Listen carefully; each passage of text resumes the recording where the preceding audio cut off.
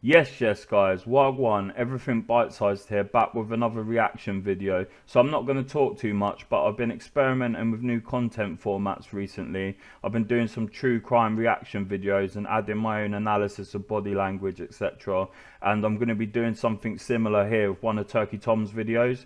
So I had a weird dream once where I was on a beach at a party and Turkey Tom come up to me and we collabed on a video. He was telling me how good my channel was and he wanted to collab with me. I am collabing with you, Turkey Tom, just without your consent, bro. We need to fucking talk about something, man.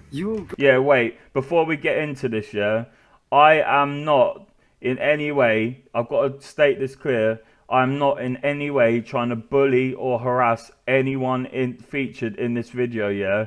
I'm just reacting naturally and making observations, yeah? Gone too far, and I mean too far. It's one thing to attack me.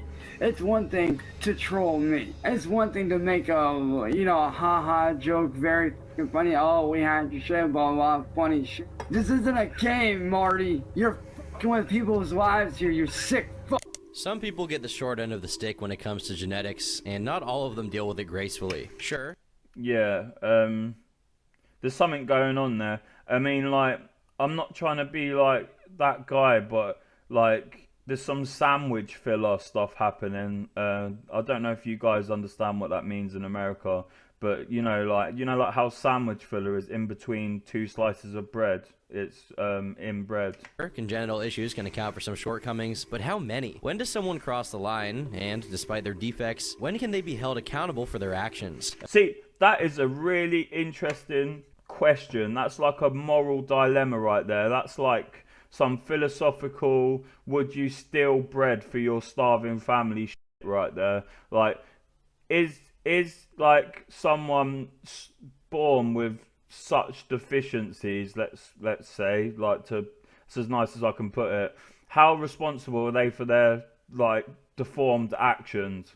You know, like, what can you expect from someone who's probably been bullied their whole life and isn't like wired up properly up there? How responsible are they? Like, you know, like Turkey Tom raises an interesting question here. Let's crack on.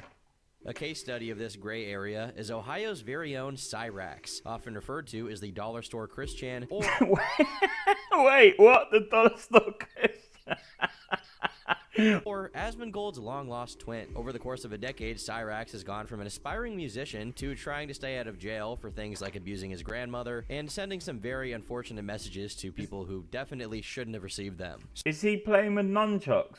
Is this man doing kung fu? So in today's video, I aim to answer the question, who the hell is Cyraxx? Yeah, who is he, bro? I don't understand. Like, he's a very, he looks like a Skyrim like character, like a wizard or something like that. Like, you know. Alright, go. Oh shit, he's got moves, fam. Oi, oi. Oh, that was some robot popping mixed with some kung fu. That was fresh. Oh shit, he can actually do kung fu. Oh, you don't want to mess with this geezer, bro. Look at that kick to the face.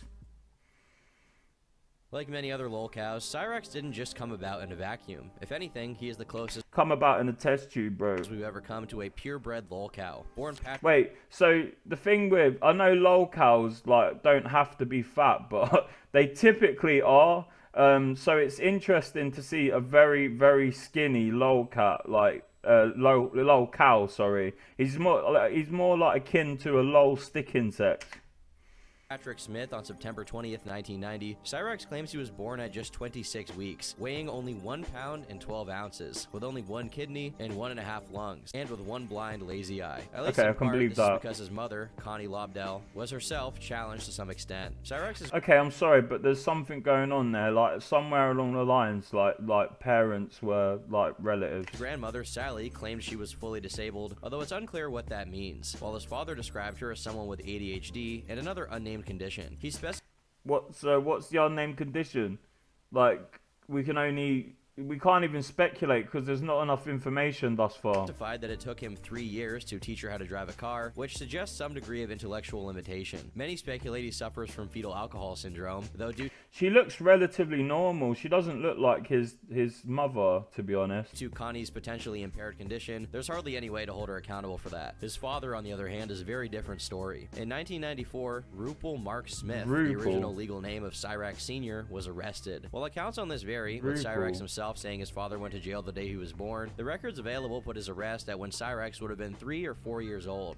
Yeah, why does Cyraxx lie so much? That's one thing I can remember from this video, is that he lies an awful lot and exaggerates things. Like, why? He's got an interesting enough story as it is, bro. On July 26, a 14-year-old girl was raped by an unknown man who chased her off a bike path for around 50 feet. According to a person who identified as the unnamed victim, he'd already been stalking her prior to the assault, which meant it was premeditated and suggestive that he'd probably done something like this before. She gave a detailed description of her attacker and his blue 10-speed bike to the police, who prepared a composite sketch. So, sorry, yeah, I've got to interrupt. How do composite sketches work, yeah? Because they are often, actually, sometimes they look like just like random mix-match Skyrim characters that don't exist in like reality, but sometimes they're actually pretty spot on, which, you know, and like, I don't understand how they do it from memory, and, you know, like, it's very, very interesting.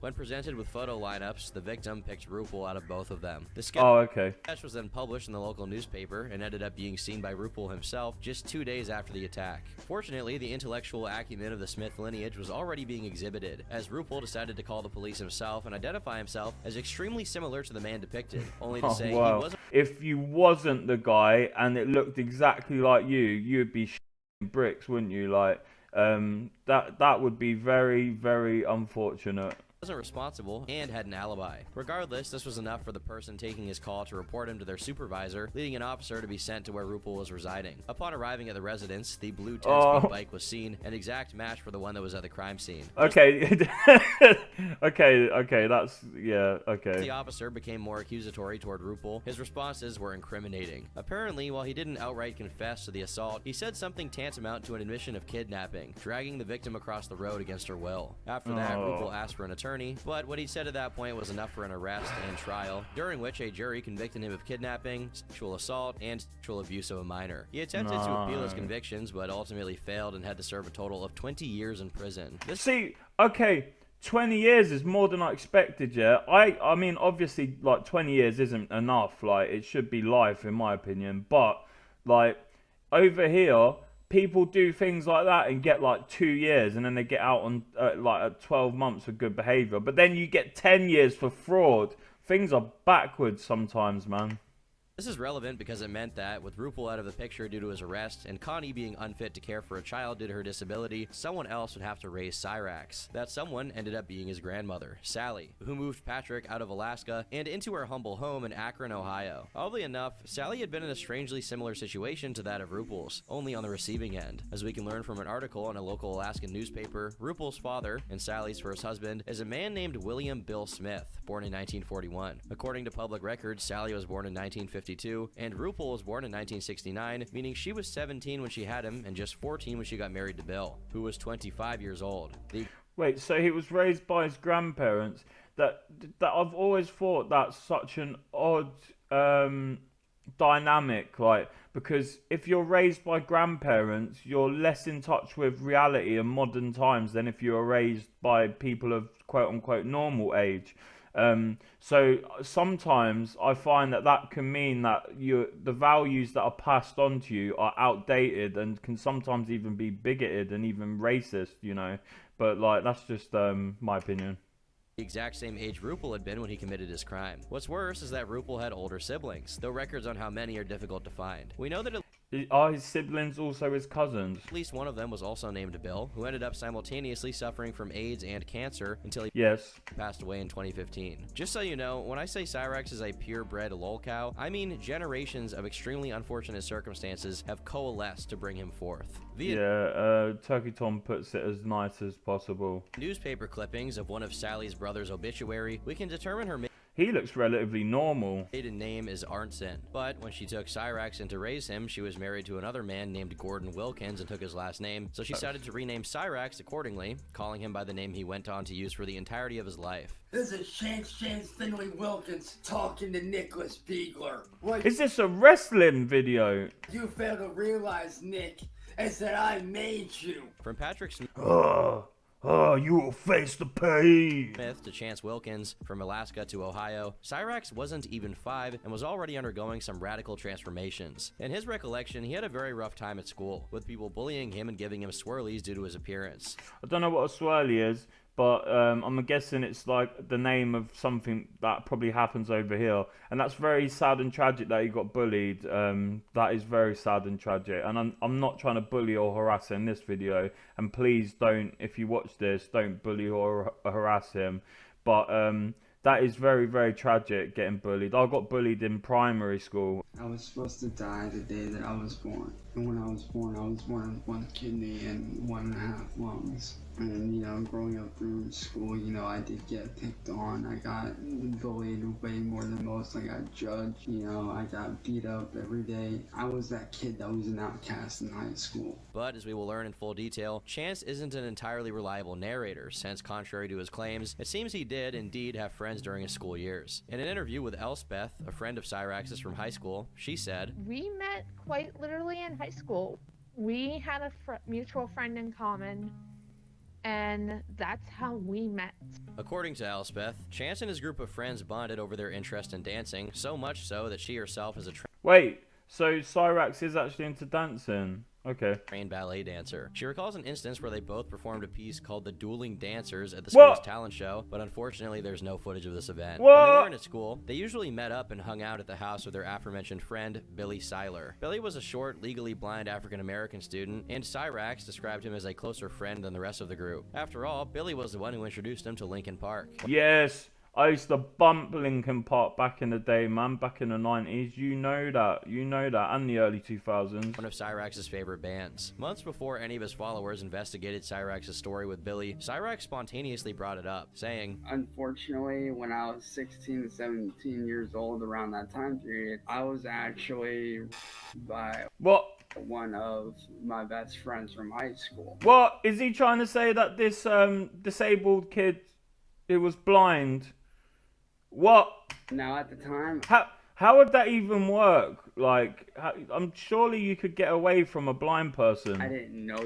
I suppose, like, Cyraxx is half blind, so that gives him a little bit of a disadvantage, but not by much. That he was gay. I had actually met this kid. His name was Billy Seiler. We had gone to. He is saying it's the blind black kid. How is a blind kid going to do that? In high school together, and me and him grew really, really close. We were super cool with each other. This is quite a claim to make, especially to bring it up as lightly as Cyraxx did. This was enough to rouse suspicion, but as time went on, the situation only worsened. In another retelling, Cyraxx mentioned that his family spoke to the school about what Billy supposedly did to him, and the school responded by kicking Cyraxx out so it wouldn't happen again. No.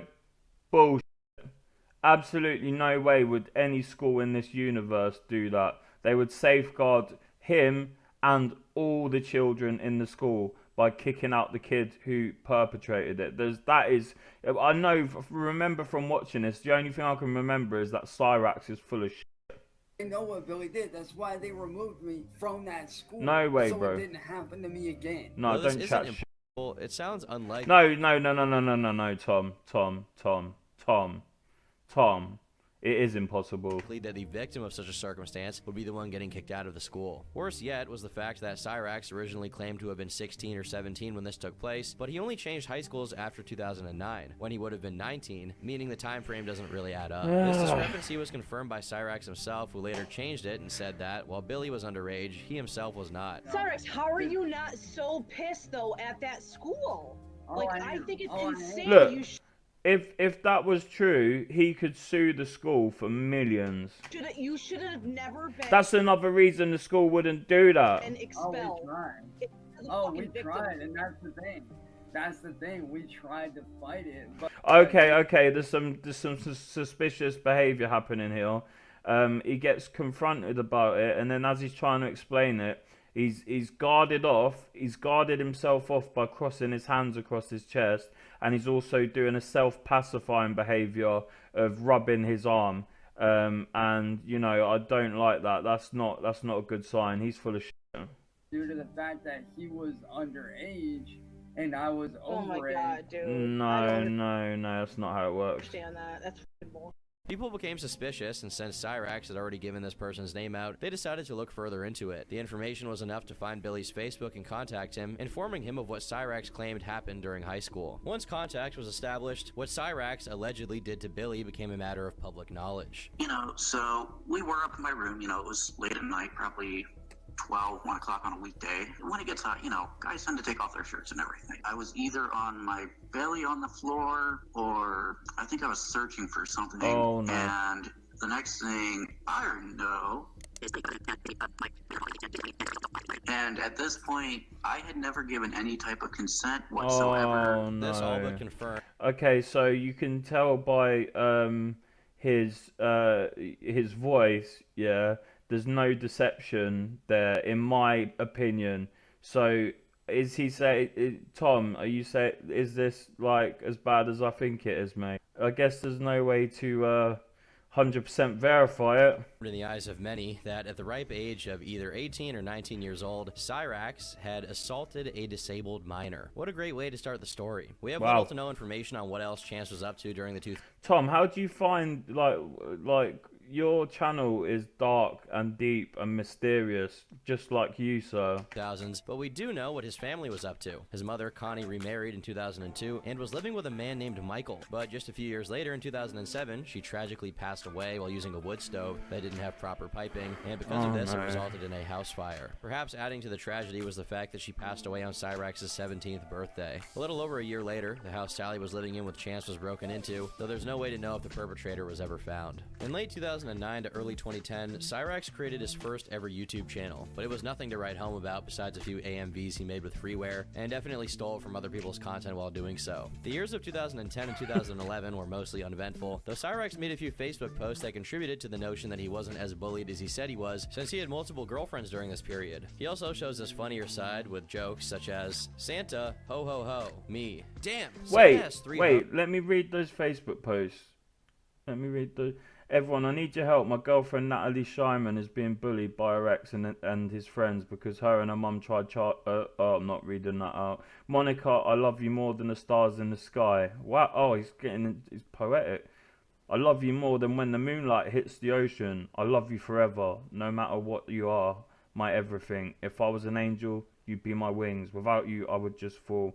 Okay, I've got to admit, if he did write that and not copy and paste it, or use, like ChatGPT didn't exist back then, but you know, like if he actually came up with that, I'm impressed. That is some poetic shit, man. Very romantic. And he wasn't as bullied as he said he was, since he had multiple girlfriends during this period. He also shows his funnier side with jokes such as, Santa, ho ho ho, me. Damn, Santa has 3 hoes? What a man whore. One at a time, and they better get paid extra. You so fat and old, nasty. It's only in 2012 that things get intense with Cyraxx abusing his grandmother, Sally. In a document retrieved via the Freedom of Information Act. What do you mean abused? Yes, his followers are that dedicated. We have information on every time the police have been called in relation to Cyraxx's house. And on the 14th of February, a domestic fight was reported by Sally's brother, William Arnson. Chance is described as out of control and fighting with his mom before leaving the house and walking toward the freeway. It appears he attempted to choke or strangle his grandmother, but fortunately the report cites no injuries and no weapons. To this day, we don't know what exactly this was about or what happened, but we do have this mugshot to make up for it. In 2012, we have the first significant bouts of online activity from Cyraxx, who at this time went under the name of DJ Shadowblade, which That is some hard... I'm going to try not to stop the video too much, but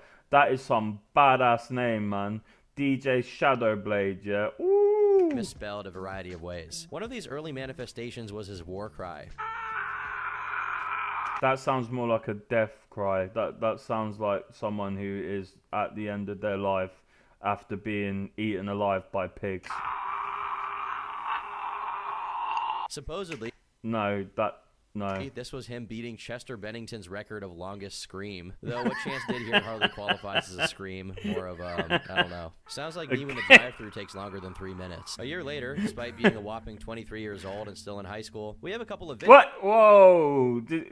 So is that because, like, in America, if you don't pass, you stay back a year? And he was what? 20 what? It wasn't 23, was it? Longer than 3 minutes. A year later, despite being a whopping 23 years old and still in high school, we have a couple of videos from this time period wherein he's doing basic parkour moves like handstands and wall jumps. Whoa! That's impressive, bro. GPA that was just whoa! He did a one-handed thing, and then he spun. Wait, I've got to see that shit again. You know, I mean, he's got some doing moves. Basic parkour moves like handstands and wall jumps. Cyraxx basic videos. Tom. Time period wherein he's doing. You are like understating how badass that shit is, especially for such a specimen. Basic parkour moves like handstands and wall jumps. Cyraxx claimed he had a GPA that one-handed thing. Oi, he hasn't got enough muscles for. Oh, I suppose because he doesn't weigh anything. It's easier, I suppose. Like this.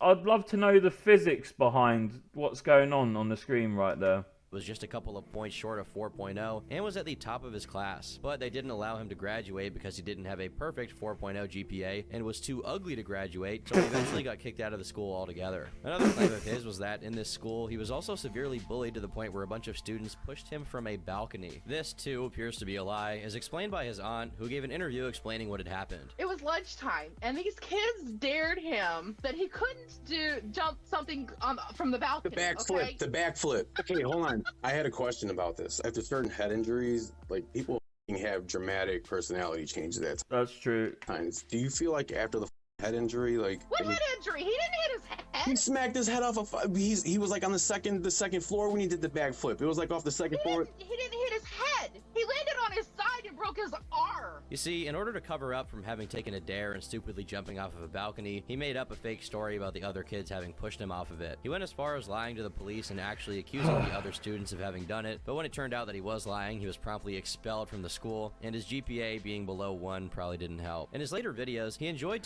so I don't understand how GPA works, but below 1 doesn't sound good. Is the source of his inexplicable talent, as if hitting his head on the concrete, which he didn't do since he landed on his side, made him into a musician. As is proven by his very own early uploads, this is a lie since he was already in the music grind, and particularly in the Juggalo scene as early as 2012. One of his earliest uploads still up on the internet has him long-windedly complaining about how strict and rule-oriented the Juggalo community was. This is most likely due— What? The Juggalo community is strict and rule-orientated. He must be wild if he's saying that. Like, and do they even draw a line? Due to the fact that Cyraxx only feigned to be a Juggalo in order to be a part of the community and find friends, but had no idea what being a Juggalo was about, didn't listen to ICP or any artists related to them, and this was eventually proven by Juggalos who decided to quiz him on his ICP knowledge. So I was just curious, what what was your first album that you got into the clowns? Believe it or not, dude, it was probably, I'm trying to think.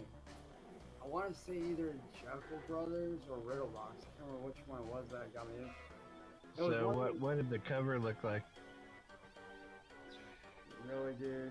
Do you know how many years it's been since I've listened to that shit? That's not so. Okay. Still, it didn't prevent him from claiming he was in the family in the past decade.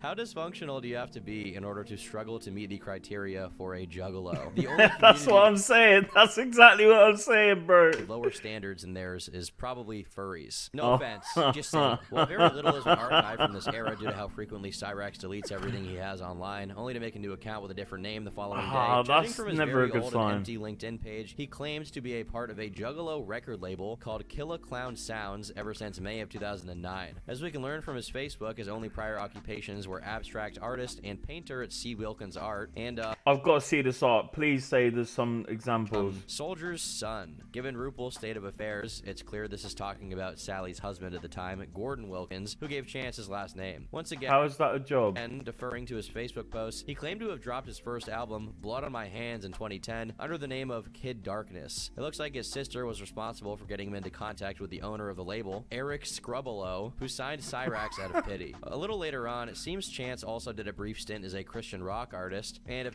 Really? I'm a Christian, I've got to hear this. this poster is anything resembling genuine, he performed somewhere. I really wish we had Really? footage of this stuff, but in compensation, we have Cyraxx expressing his religious fervor in his very unique Swear, man, I wish I could give that no good Satan and his demons a piece of my fist and foot in their mouths and shut them up for good. Fair play, bro. fashion. I swear, man, I wish I could give that no good Satan and his demons a piece of my fist and foot in their mouths and shut them up for good. In a comment he left under this post, he also seems to believe that God killed the devil at some point. I'm not sure if that's in the Bible or if it's in his headcanon, but for a man as devoted to Cyraxx, Yeah, no, it is in his headcanon, Tom. I won't be the one to cast doubt on his theological knowledge. In another post from this time, he lamented his lack of success in the music industry, saying, "My name is Chance Wilkins.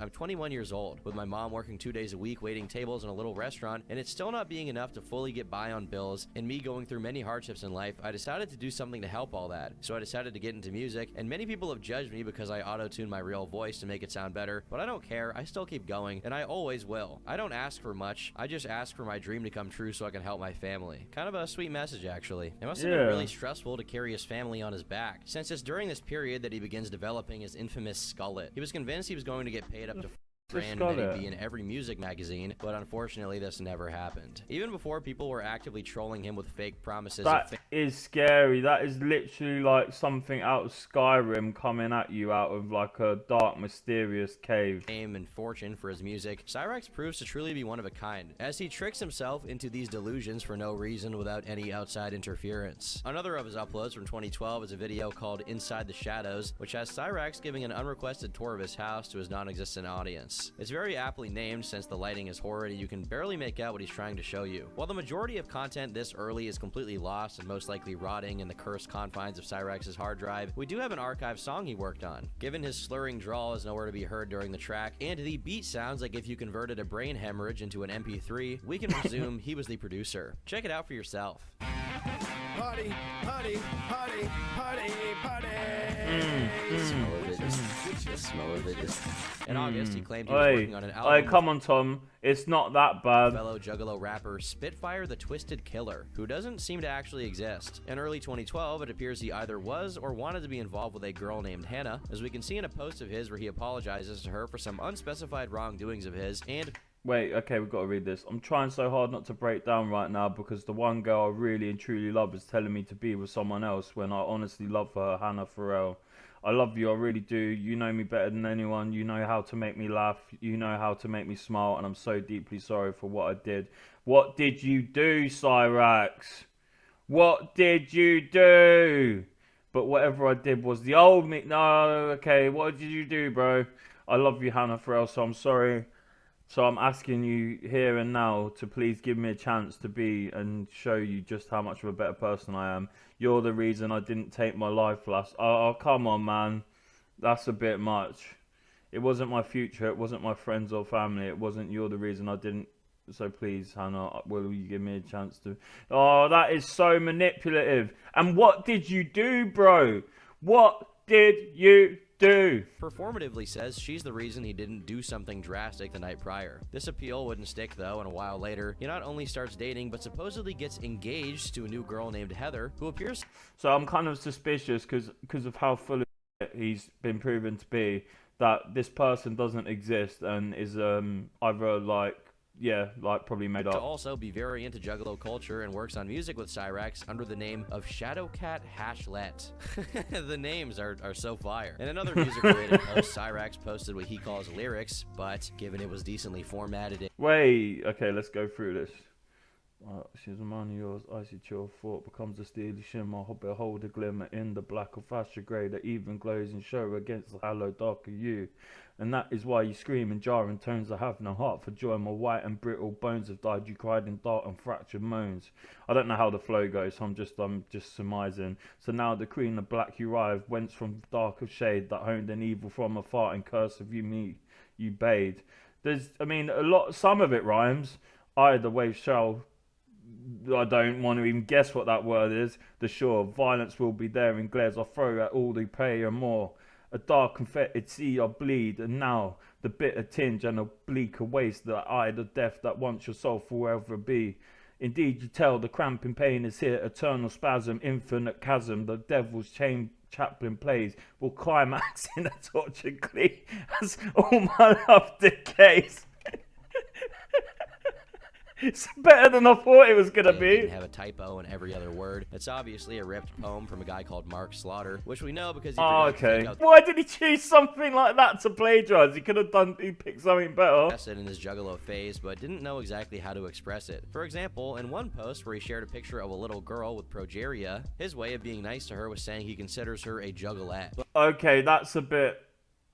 No. But music wasn't the only artistic venue of Cyraxx, as in late 2012, he announced he was working on a manga series called Spectorbs, which was going to release in early to mid 2013. You gotta admit, he's an ambitious guy. Which did not happen. As time progresses, Chance becomes increasingly erratic. Perhaps because he learned the absolute basics of how to make music, it gave him an unrequited ego boost he had no idea how to handle. But early signs of the behavior he eventually became very well known for also started to show. We have this early 2013 clip of him addressing someone who apparently insulted one of his friends. Talking all this crap, and this guy seems to think I'm hiding behind words, but I'm not. You hear that, Aaron? I'm not hiding behind anything, little man. The wrestler is coming back out. You want a little man? Look at you. He's coming back out to play. You're nothing but a punk-ass baby. Hiding behind his own damn words, just too afraid to stand up to me like a real man. Anyone with decent online experience knows there's no greater waste of time than engaging in keyboard warriorism. Not to mention the fact that people who are belligerent online tend to be trolls that you stand nothing to gain from interacting with. But obviously this is hard to explain to Cyraxx. However, where a typical person sees a waste of time, Chance sees an opportunity to act like he's a WWE wrestler. Yes, Tom. Yes, Tom. You're on the same page. He's talking like he just came out of a sludge puddle in the middle of a trailer park. From the get-go, it's very clear he gets a kick out of making threats of violence and pretending he can beat up people or kill them. Still, no matter how unlikable he gets, I think he choked on my tea there.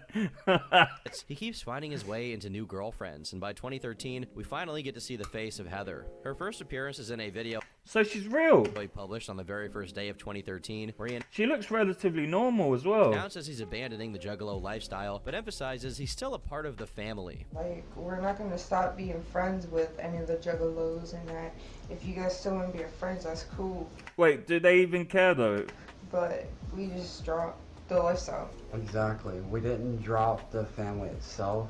This is coming across as like a presidential apology video. It's the lifestyle itself that we dropped. Chance is very keen on giving himself an air of sophistication and seems to very consciously imitate the kind of statements and manner of speech that actual artists exhibit during interviews, as if mimicking the way they talk is an effective way to become famous himself. Anthropologically speaking, it's fascinating to see a guy act out what is tantamount to a cargo cult of these celebrities he follows in real time. A little while later, Chance publishes another video, this time apologizing for having thrown the dog tags from his record label, Kill a Clown Sounds, into a lake. We did the whole thing with the dog tags. It's because we were pissed off. We didn't know what the hell to do. We were only doing like my mom wanted us to do. She came up with the idea to throw them into the lake, and at the time it seemed like a good idea. And honestly, we regret it, man. Once again, I have to give some special attention to the cinematography. First off, if you pay close attention, the sad song from the ending of early Naruto episodes is playing in the background to accentuate the emotion of Cyraxx's apology. Secondly, he also has Heather ominously hovering around in the background to back him up, probably because he thinks having his girlfriend present makes him look cooler and legitimizes the things he says. He also subtly blames Sally for giving him the idea of throwing the dog tags into the lake, as if he had no choice but to follow her advice. Not only does he neglect to mention why exactly they threw it in the first place, but he claims he's family with Eric and that he's the only reason they made it this far, despite the fact that Cyraxx has not made it anywhere, let alone somewhere far from his starting point of literally living in his grandmother's basement. Chance nonchalantly moved on from the situation and resumed his typical posting, with gems such as his live stream wherein he schizophrenically plays the piano and calls it classical composition. Okay, I've got to prepare myself for this mentally. Whew!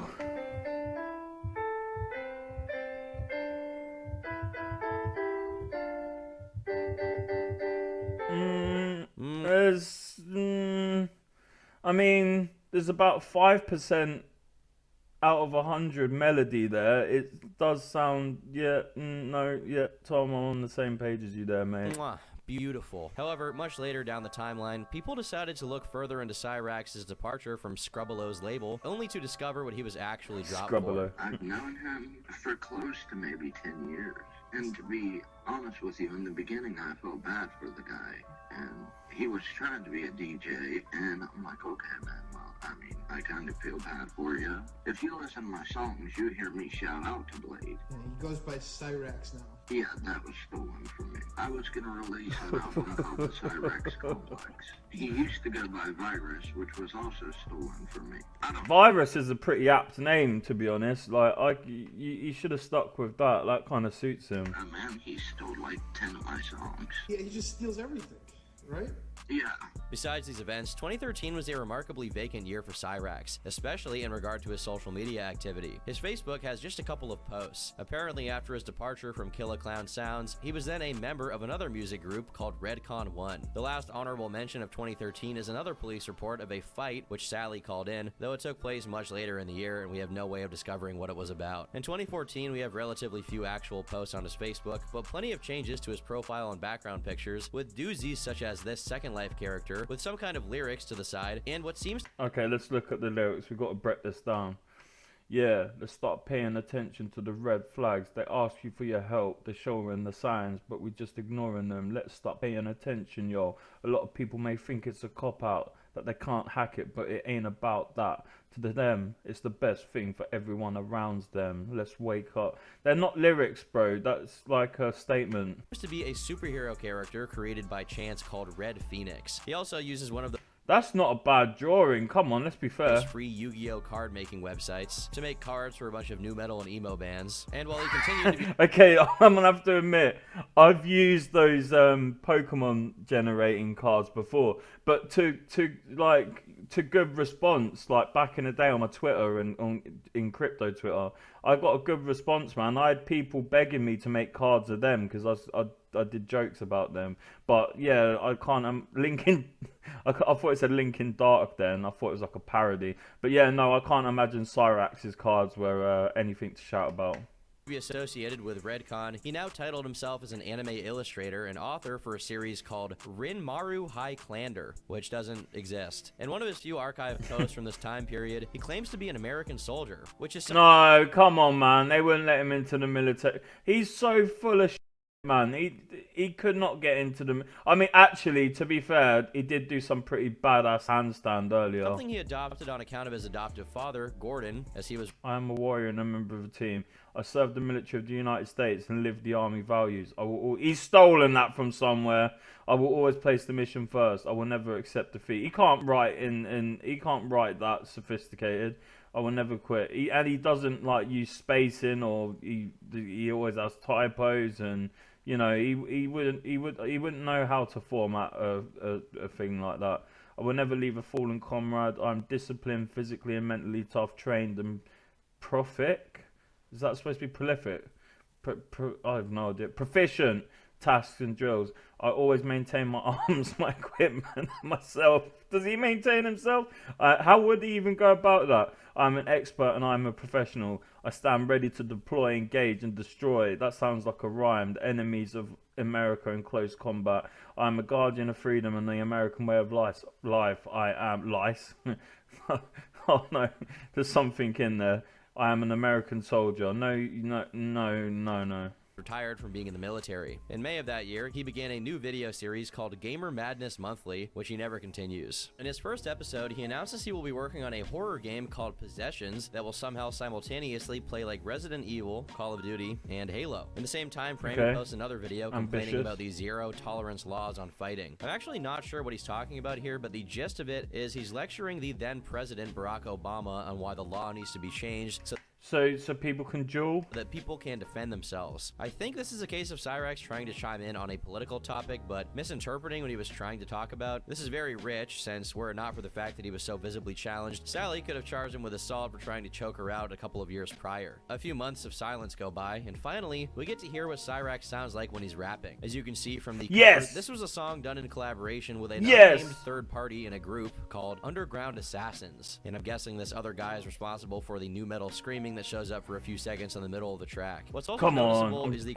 liberties Cyraxx takes, such as saying the gamer word every other line, sometimes more than once in a single line. Not that we should have a problem with that, considering Cyraxx is from the hood and he does represent. His vocals seem sped up to fit in the track, which is strange because they still aren't anywhere in the vicinity of being on time. And it should also be noted that once again, this is all done over. Please play it, Tom. A Linkin Park beat. On the same day, the Cyraxx also uploaded the first episode of a new series called Underground Show, and surprising absolutely no one, it's the same as all of his other shows where he just kind of films himself with a handheld camera in a dark basement. Besides showing the art pieces he had made out of what looks like plastic beads, he explains that his intention with this series in particular is to review things from the 90s or even before, from TV shows to video games. A few days later, he dropped a cover of the Linkin Park song Burn It Down, except he does grindcore type vocals instead of actually singing it.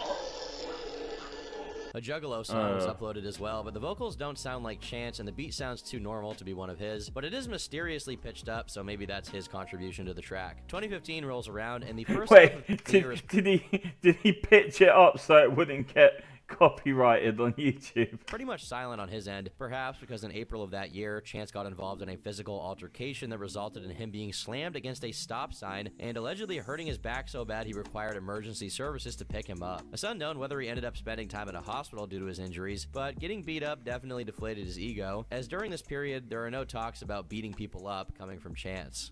He must have went all wrestler mode with someone in public, and this person in public wasn't sympathetic enough to realize that, you know, maybe you should just walk away from this guy. A post made months after, he resented the police for not catching and arresting the man who beat him, as well as claiming the incident misaligned his spine and caused him to live in a continuous state of pain.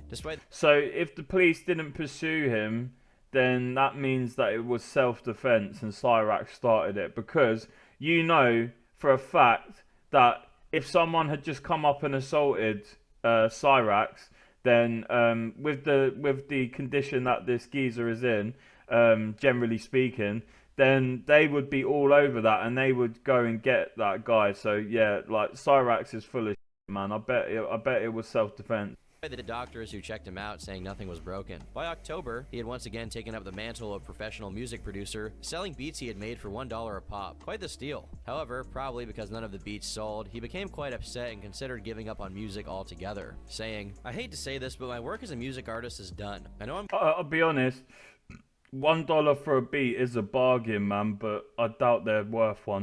I'm gonna upset and piss a lot of you off, but the music world is not where I belong anymore. I don't have wait, who is he gonna piss off? Talent I used to have, and I'm sorry for those of you who I'm going to upset with this post, but my future lies in doing my artwork. As of this moment, I am done with music for good. Again, I'm truly sorry for those of you I'm going to make mad and upset, but please try to understand my point." His grandmother chimed in to say that the reason he was upset was that he got judged for his music, but a much more likely explanation is that Chance is a very low attention span and doesn't seem capable of committing himself to something over a super long period of time. Yeah, he's worse than me for picking up and dropping projects, and that is surprising. I'm bipolar. Like, maybe he has bipolar, because I mean, like, the rate at which he fucking, like, picks up new projects and drops them is like unprecedented. Proof of this is that he doesn't even commit to giving up, as just a few months later, he was publicly considering remaking a previous album of his, which, by the way, doesn't seem like it was ever properly made in the first place. In November, he attempted to play League of Legends, only to discover that going AFK during a match gets you suspended. Fortunately for him, his interest in League of Legends was still not enough to prevent him from somehow getting yet another girlfriend, a girl named May, though judging from her Facebook URL, that was probably just an avatar name. Onlookers are continually amazed by the fact that Cyraxx is able to pull these girls. And honestly, I don't really know how he does it. I guess he just has Riz like that. After all, if we acknowledge his home state... Maybe. Never mind. In November, Sally made 2 calls to the police to report... But maybe he's got something going for him, swinging in between his legs. Do you know what I mean? Like, maybe that's it. Or, you know, I'm not going to go into any more detail. Suspicious black vehicle parked outside their home, but there's no way of knowing what this was about. Meanwhile, Chance is up to his usual shenanigans, as a little while later, a tragedy takes place in the city of Akron. A man named Zach Hussein is shot in a pizza parlor, prompting Chance to make a plethora of posts calling the man his brother and good friend, although there's no evidence he even knew this guy. Most likely, Cyraxx was trying to ride the coattails of the news, so much so that his way of mourning Mr. Hussein was to start making custom car designs in what looks like Second Life, with the guy's face and name plastered all over them, no less. He went as far as to open a Facebook page called ZNC Customs, with the ZNC standing for Zach and Chance, and it's very likely there was no approval whatsoever for this to...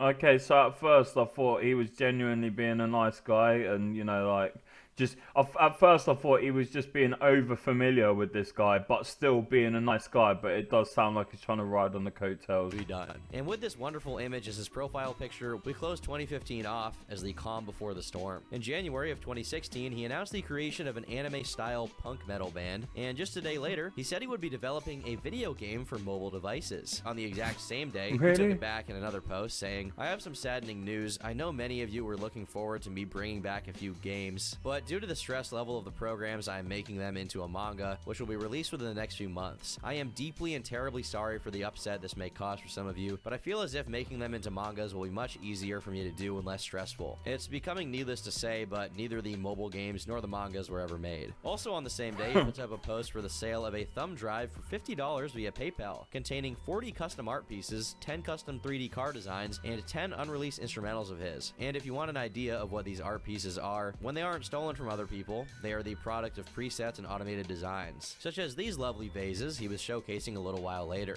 Likewise, the instrumentals he makes are all using software that automatically structures a beat. A few days later, he began selling custom anime art for $5. Presumably, when this manic period of hyperproductivity died down, yeah, he's got bipolar disorder. I'm sure of it. Cyraxx settled back in. I mean, obviously alongside a whole host of other symptoms and issues, but yeah, no, I'm sure he's got bipolar on top of it. Into a melancholic, depressive state. And if his mum has ADHD, I'm pretty sure like that shows there's like mental illness running in the family. So I can relate to him on the bipolar thing, but I absolutely cannot relate to anything else about this guy whatsoever. On February 7th, except the if he's got the thing swinging in between his legs. He mourns his absence of a girlfriend, a lolcow classic. Why can't I be happy with a wonderful girl who loves me for me and won't hurt me or use me, then throw me away? All I want is to be happy. Is that too much to ask for? To be happy with a girl who doesn't drink, smoke, or do any drugs and will stand by my side no matter what? Is that really too much to ask for? The no drinking, no drugs caveat is truly reminiscent of the GOAT Chris Chan's attraction sign, but the comments reveal that Cyraxx is indeed a fake cell, as a girl named Michelle Nicole Kingsbury says, "You are not single. I'm yours, ain't I? I thought I've been yours since like October." Cyraxx thought it wise not to respond to these fake cell allegations, though. Seriously now, it's almost as if he has a child's idea of what having a girlfriend means, and is sufficiently pleased by just calling someone that and being done with it, so much so that he's even forgotten someone had actually agreed to be his girlfriend already. His businessman persona takes the wheel again, this time advertising his pottery pieces with what looks to be poorly rendered 3D Celtic rune patterns. Once again, he didn't sell a single one, and I doubt that he— I'll tell you what, yeah, Tom, I'm impressed that you clock in that's a Celtic style. Could actually even get one of these vases made if someone was goofy enough to buy one from him. His mania dies down, and after complaining about not making any money with his art, blaming it on companies not giving him a chance, he decides to go after the people who are stealing his art and claiming it as their own. Well, this is ironic, considering that he's done this hundreds of times at this point. There's no evidence that anyone's stolen any of Cyraxx's original artwork at all. If I were to guess, he saw someone complaining about being stolen from and decided to just do the same thing. Obviously— oh, like he said he got assaulted, and it turns out he was the one who assaulted the person.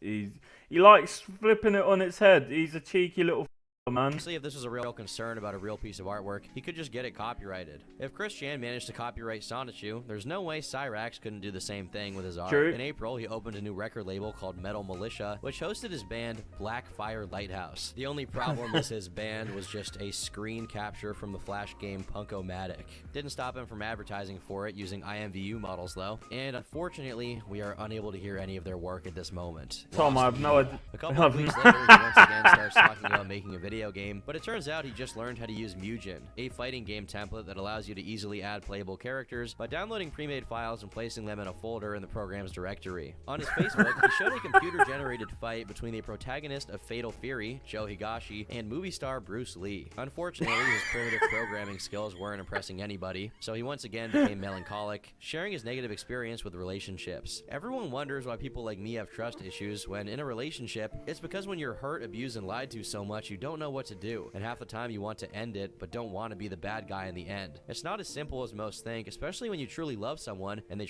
treat you really bad, yet you still give them everything in the hopes of them changing. Those who have hurt me may be the way I am today in relationships, and that is in no way my fault. And if you have trust issues in a relationship and are getting treated badly, you are in no way at fault, and nor are you alone. A peer of Cyraxx has commented, saying, "Same, I have 3 dads." It's unknown if Chance is referring to a specific ex-girlfriend of his in this post, but as we'll learn later on, if anyone's abusive in his relationships, it's probably him. After getting over the... Did anyone remember that movie Twins, I think it's called, with Danny DeVito and Arnold Schwarzenegger, where they have like multiple dads. They were trying to breed the perfect human being, and they took the genetics from multiple dads, yeah, and then Danny DeVito was an unexpected twin that got all the bad genetics. Like, I mean, maybe like this is a test tube thing that we're dealing with here. This slump, he's back to using online software meant for kids to make what he calls artwork. This time, he generates cards for other artists, but also one for his fans, so that they can get early access to all of his music and art. In May, he claims he lost a friendship with a girl due to the machinations of an online hacker by the name of Chuck Stiegel, someone who he alleges has been harassing and hacking him for years. In a way, Chuck was Cyraxx's first troll and first A-log at the same time, and since he will reappear later on, it's good to get his introduction out of the way. For those who don't know, an A-log is a troll who is ultimately more ridiculous than the person they're going after. But how can someone be more ridiculous than Cyraxx, you may ask? Well, how about a self-proclaimed vampire who says things like this and claims to be a conservative Christian while says things like what? Wait. A self-proclaimed vampire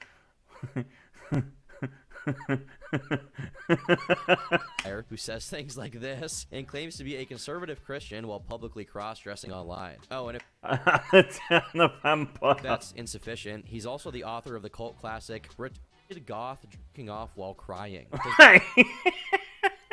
His relationship with Cyraxx began in 2013 when, according to the archivist, they, along with a third friend called Billy Thayer, tried their hand at being a band, but it instantly fell apart, as all of Cyraxx's creative endeavors do. We know this not because of Chance's troll following, because at the time, he was unknown. It was Chuck's troll following, which preceded Cyraxx's by a very long time, that preserved these pieces of info. While they were much smaller in comparison to what Cyraxx eventually amassed, they were enough to, through the word of mouth, tell the tale of how Chuck tried to set Cyraxx up with another girl while he was engaged to Heather to try and break them up. When this failed, Chuck sent Heather nude photos of himself to try and seduce her, and when Cyraxx found out, they had a falling out, and Chuck continued to harass Cyraxx by hacking into his accounts. This retelling, which happens to be the earliest one online, places the breakdown of their friendship at 2013. A later retelling, which Chuck himself corroborates, places it at 2015 and claims that Chuck decided to cut ties with Chance after discovering that he'd been exchanging inappropriate messages with a 16-year-old. The thing is, how could this be possible if Chuck hadn't already been hacking into Cyraxx's accounts? Chuck is from Florida, while Cyraxx is from Ohio, so there's no chance Chuck was using one of Chance's devices and randomly stumbled on the messages. The most likely story, especially since hindsight is 2020, and we later discover that Chance does indeed have proclivities toward inappropriate interactions, is that discovering Cyraxx's messages just gave Chuck Tom,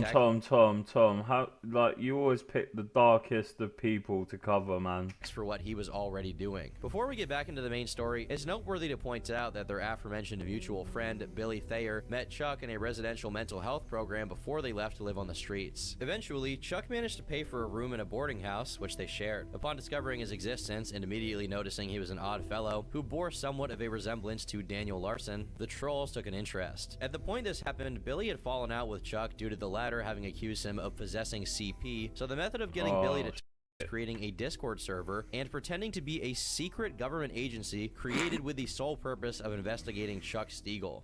This yielded a lot of results, certainly much more than initially expected, the most significant of which are archived in one of the main hubs for Cyraxx trolling, Masshole Mafia. It seems that Billy not only believed he was a Crip, a martial artist, and an experienced military man who went on multiple tours in the Middle East in the early 2000s, being decorated with a Purple Heart, among other medals. Though it's unknown if any of Billy's spiel has any truth to it, what is known for a fact is that his social media is full of posts like this one. As the trolls discovered that Chuck's accusations had some weight to them, they decided to catfish what Billy does that say? I was cleaning up my hair with a cotton bud because I was literally doing that, and I just realised, like, it's because hearing that deplorable shit, like, I think my subconscious wanted to clean my ears. I'm not even joking. I was literally just cleaning my hair with a cotton bud.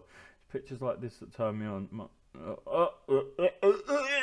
As the trolls discovered that Chuck's accusations had some weight to them, they decided to catfish Billy, pretending to be a single mom with a 4-year-old daughter. By doing this, they successfully convinced Billy to concede remote access to his accounts, and what was found was shocking. The extent of what I can show from their findings is very limited, but rest assured you're not missing out on anything worth seeing. Let's just say Billy Thayer should move to Florida. The FBI and LAPD were informed of Billy's online dealings, and the trolls had a field day by having Billy do things like dunk his head into a toilet and flush. While he seemed intent on killing Chuck for having exposed him, he eventually defaulted into just trying to get a single mom to move into the boarding house he was living in. This video is for my little princess.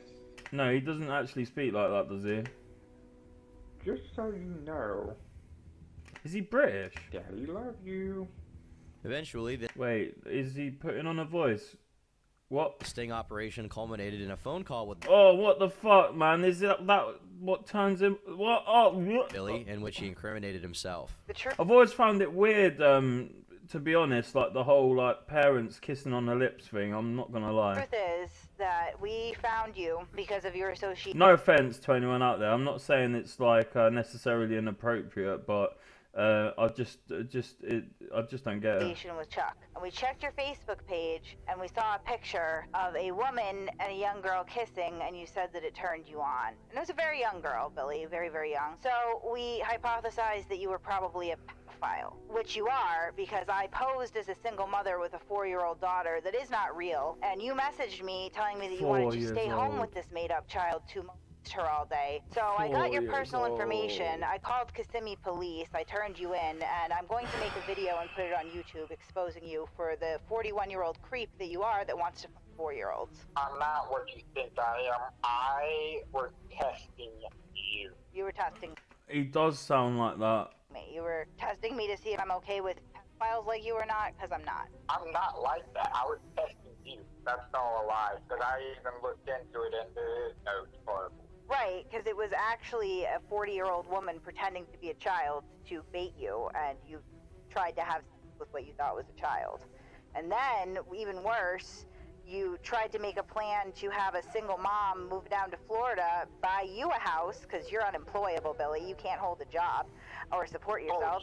I'm not employed. I work at SeaWorld. No, you said that you left SeaWorld, and you're not going to work at SeaWorld for very much longer, because we called them too and let them Oh dear, they have loads of kids go to places like that. know that you're a pedophile, and you shouldn't be around children because you have fantasies about molesting 4-year-old girls.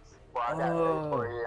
I'm going to work tomorrow. Alright, well, I'm sure your manager is going to have a lot to say to you tomorrow. The fact Billy was working at SeaWorld is horrifying to say the least. All this goes to show what kind of company Cyraxx was attracting. Honestly, with this in mind, dating juggalettes isn't half bad. Unfortunately, both Chuck and Cyraxx were eventually faced with similar accusations with differing degrees of severity, but oh no, Cyraxx.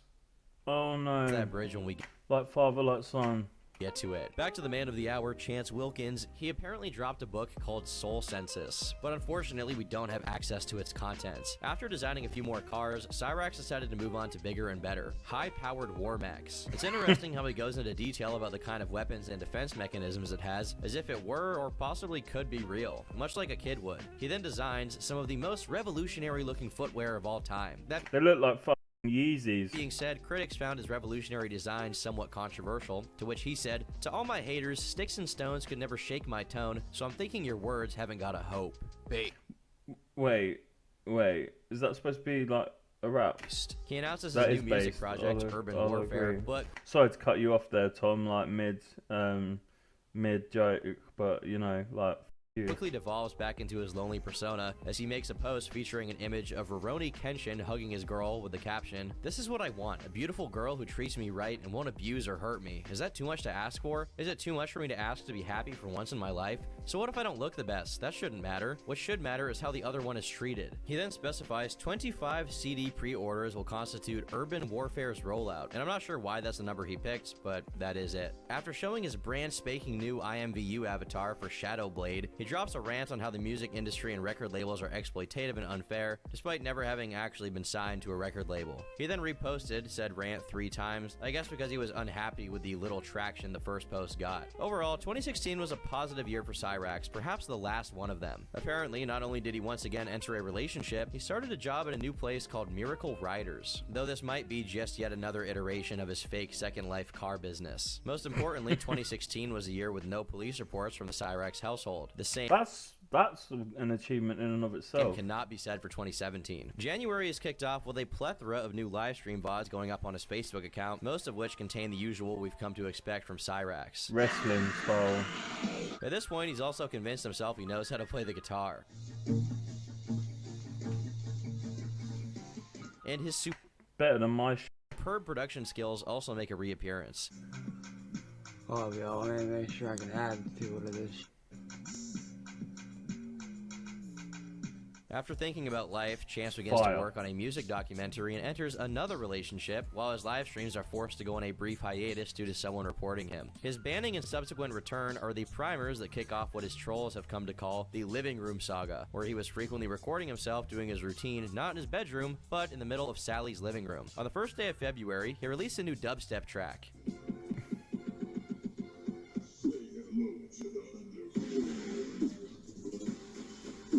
No way he made that himself. That's why I said throw your shades on there. This is fucking fire, dude. It's really a testament to his intellect and awareness that he's dropping dubstep tracks in 2017. Or maybe he's just got swag. For some unexplainable reason, in a lot of these live streams, he wears these motorcycle glasses on his head. I guess because he thinks it's cool and cybergoth.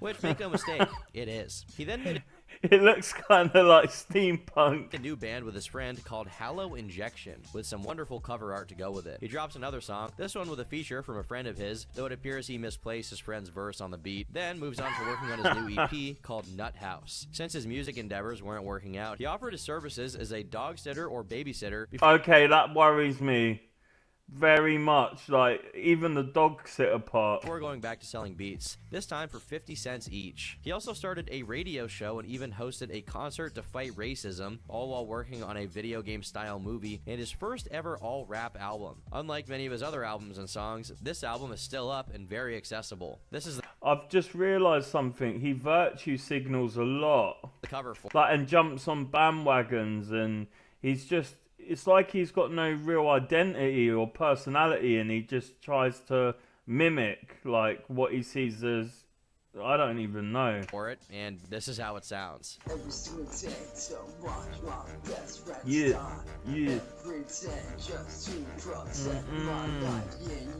But Cyraxx's disappointments with the music industry resurfaced. First, he alleged that someone stole a car design from him and submitted it to the Power Rangers film from 2017. It got accepted, and they took credit for it. It doesn't seem like he ever names the person who supposedly did this, so we can probably chalk it up as just another instance of Chance completely hallucinating life events that didn't happen. Next, he claimed a record label wouldn't sign him because he was too ugly, and pretended he'd been crying for hours about it before dropping a song called F the Industry, targeted at said record label, which he does not name at any point in time. It's also in February that he drops possibly one of the best pieces of avant-garde comedy ever witnessed by man. Avant-garde.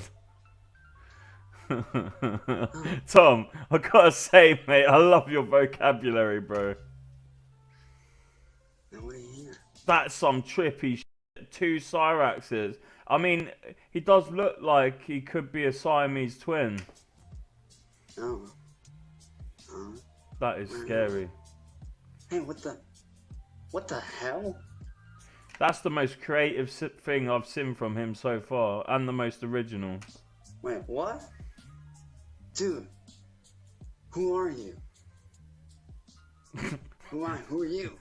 Did he mean for that to be like the Spider-Man meme? I asked you first. Oh, let's fight. Come on.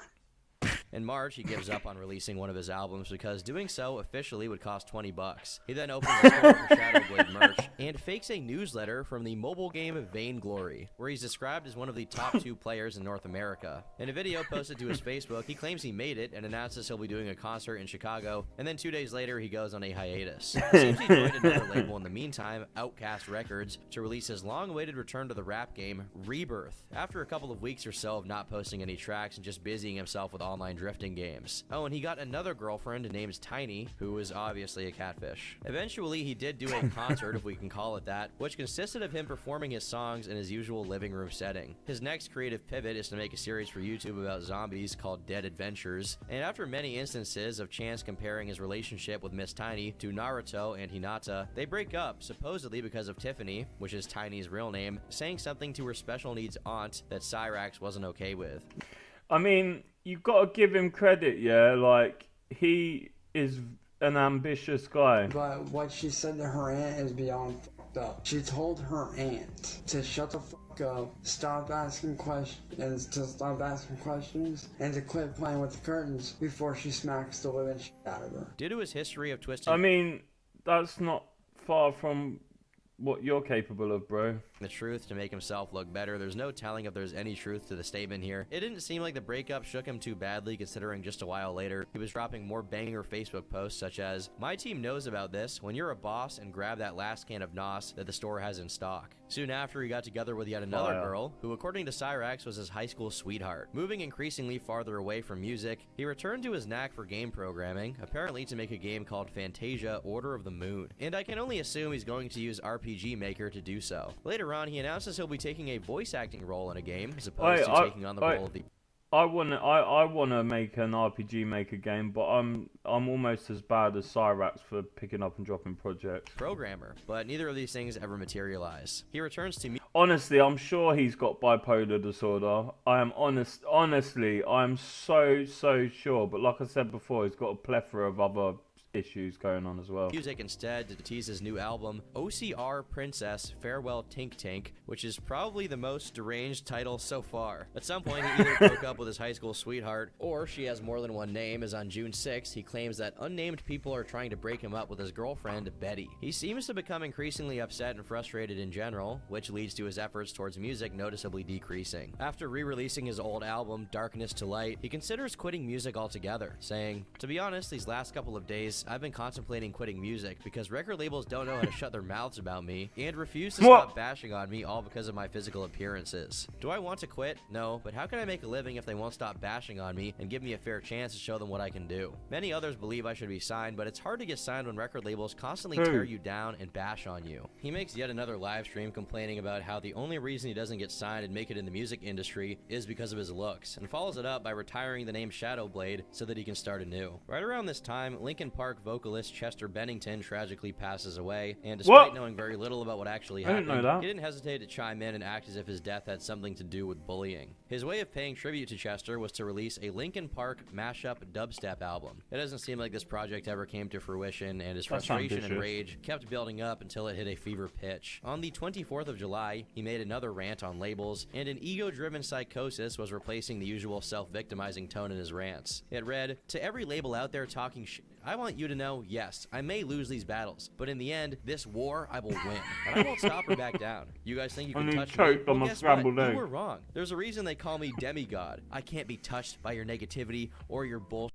So just know this, in the end, I will win this war and make it in the music industry and shut you all up for good." What's shocking is that this was actually prior to him being discovered by trolls whatsoever. Even without any opposition, Cyraxx was deadlocked in a war with no one but himself, and it somehow looked like he was losing. A day later, he publicly pondered retiring from music altogether, but he proceeded to delve into his lonely state after breaking up once again. In his post about it, he complains that no girl is cool with him living in his mom's house to take care of her. After disappointment in his music career, his new dream is to be a professional drift racer, and the only thing stopping him from doing so is his lack of a driver's license. You see, this is how life kept things fair. Chris Chan couldn't get a girlfriend but had a driver's license, while Cyraxx was the exact opposite. The reason he gave for losing his passion for making music was Chester's passing, and his there is an interesting dichotomy there. New interests were making art books and calendars. August starts out in an interesting way, with Cyraxx telling a story about how his good friend Jason David Frank, the Green Power Ranger, was almost killed by someone who went to Comic-Con with 4 pistols intending to assassinate him. There are many, many far-fetched stories in Cyraxx's history, but this one is possibly the most difficult to understand. There's no telling if he ever met Jason David Frank in his life, nor is there an apparent reason for him to lie about this. Of all the people to claim you're friends with, why the Green Power Ranger? While the story about the guy with 4 guns at Comic-Con is verifiably true since many third parties have reported it, I can't make out why Cyraxx is particularly interested. Chance's behavior patterns were becoming increasingly explicit with every mood swing and episode. He repeatedly told his I think you're right, Tom. I think Tom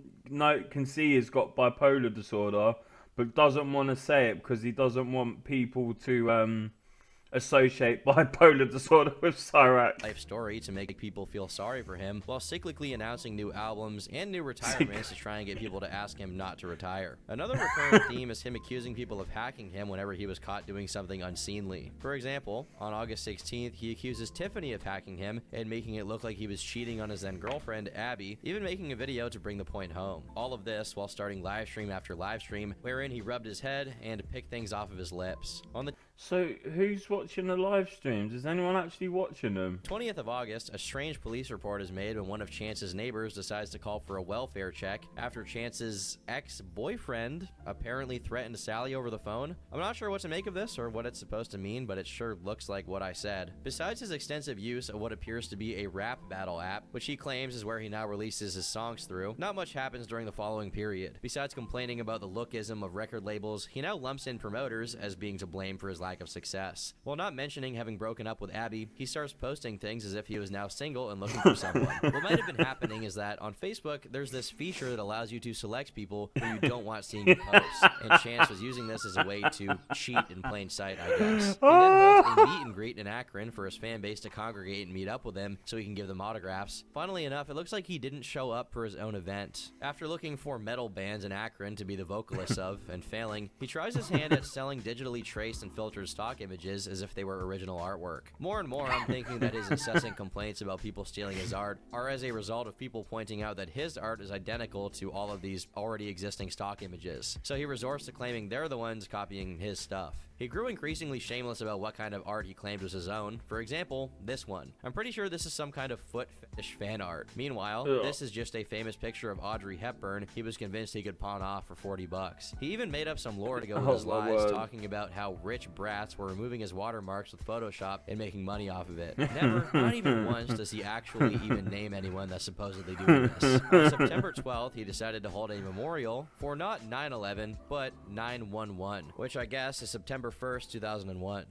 Never forget. The Facebook post he made about it had attached to it images of the car he designed in his drifting game, emblazoned with an American flag and 911 on the hood. I'm pretty sure the 911 logo in-game is supposed to designate a police car, but what matters is the intent. A day later, he drops a heavier cover of Evanescence's song Going Under. From the middle to the end of the month, he begins to tease potentially retiring again due to his computer being broken, rendering him unable to produce any artwork. As October starts, we can assume he's been kicked off one of the hundreds of bands he's joined, despite having no discernible skills as a music artist, because he makes a post complaining about people not being serious about their music and wanting to be like other bands instead of being original. I personally take this to mean that his offbeat Benadryl flows weren't his bandmate's cup of tea. In order to give himself an air of importance, he follows it up with another post blatantly lying. Sitting here in tears, and I'm on the verge of quitting music for good because I just got told in an email by the head A&R for Warner Brothers Records that if I were a pro in music, no one would want to remember me or my music because I don't look like all the others who are successful, and because I don't follow trends or anything like the huge successful ones do. This is what I face every fucking day of my life is like this. A day later, in order to get some engagement his way, he dedicates another car design to the LGBTQ community in the wake of then President Trump's ban on transgenders being in the military. For some odd reason, Cyraxx thought that a Roman Empire looking flag on the hood matched the rainbow flag design that it had on its side. In a stunning turn of events, he found himself a new girlfriend, Maria, before he even broke up with Abby, which seems to have taken place 2 days later. In his post about the breakup, he mentions that he has no idea why her parents disapproved of him as a boyfriend for her daughter, though I think it...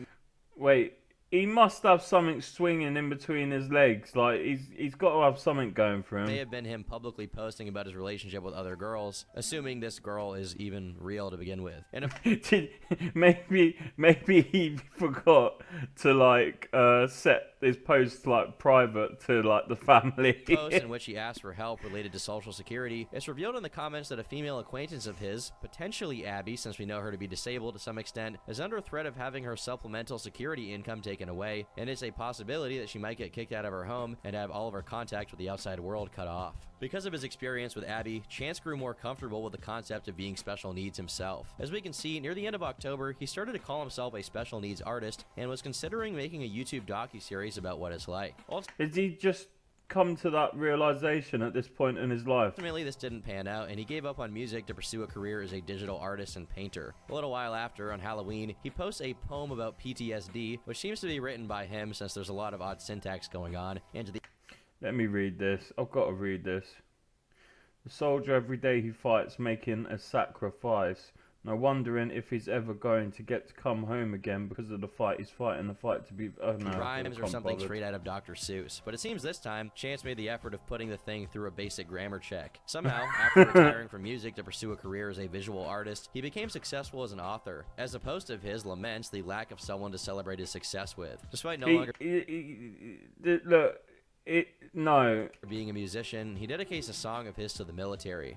You guys have my full respect, not only as an army brat, but as a civilian. He then publishes more poems about samurais and other things that look a lot like they're not his, and proceeds to become a professional photographer. As he grows stir-crazy and mad from not having a computer to play around on all day, quietly returns to making pottery, though I should specify that it is micro-pottery. That's right, vases that are just 5 to 10 centimeters tall. I don't really know what led to this development, but I think he must have found some like vase designing app on his phone that allowed him to simulate how much it would cost to make them. He claims to have sculpted and painted them by hand when they are visibly in a 3D program. He then makes a post complaining about how other people have it easy and he doesn't, despite being unemployed and living for free, making 216.mp3 tier music all day. Poetically, his next post is about how good he is at playing GameCube. Finally, his fury scabs over, and he decides to quit his artistic aspirations to become an assassin. One man by the name of Hunter makes the terrible mistake of commenting under Cyraxx's post, saying this: "I don't mean to be the asshole here in this situation, but your whole argument could be used against you. Besides that, I could be a bigger asshole and say you're bitching about others bitching. My point here is listen to yourself and people you care about and block out the annoyances, otherwise they'll drag you down and make you one of them." Little did Hunter know, Chance was not the one to take constructive criticism lying down, and his immediate response was to express himself via his music. I seen your little comment, dude. Wait, is he really? He's gonna do it. You know what? I got something for your rap. It's either gonna be a rap or a wrestling call out. Yeah. It's a rap. I see you looking like a little mother. Acting like a young mother. Stop me, dude. Eventually, he came around to address. Why is it never rhymes? That's what Hunter, along with many other people, told him, which was that he should just let go of being mad and move on. This was Cyraxx's brilliant response. See, I get what you're saying, that I don't need to listen to people. And I'll admit, you know, you're right about that to a certain extent. But what you fail to realize... Why is he wearing one glove? ...is what I deal with Did he lose the other one? every day. You see, I'm not like you. I can't... Or is it like some Michael Jackson thing? I can't just up and walk away from it all whenever the I feel like. I can't do that. It's not that I don't want to, it's that I can't. Because unlike you, I'll go through a lot more than you could ever imagine, boy. That's true. Unlike you, I was born with 1 kidney, 1.5 functioning lungs. I was born 1 pound 12 ounces of was not supposed to live. Every fucking day, I face death in the face. Did he just say he was born 1 pound 12 ounces? Is that even possible? Wait, let me check that up. Well, let me check he said what I thought he said. 12 ounces of was not... No, is that even possible? More than you could ever imagine, boy. Unlike you, I was born with 1 kidney, 1.5 functioning lungs. Is 1.5 functioning lungs why you can't rap? I was born 1 pound 12 ounces of was not supposed to live. 1 pound 12 ounces. Let me check that out. I don't think that's even possible. What's a healthy baby weight? And then I'll probably like minus it by like halve it, and that'll probably be a realistic weight for him. It's a healthy baby weight. Between £5, 8 ounces, and £8.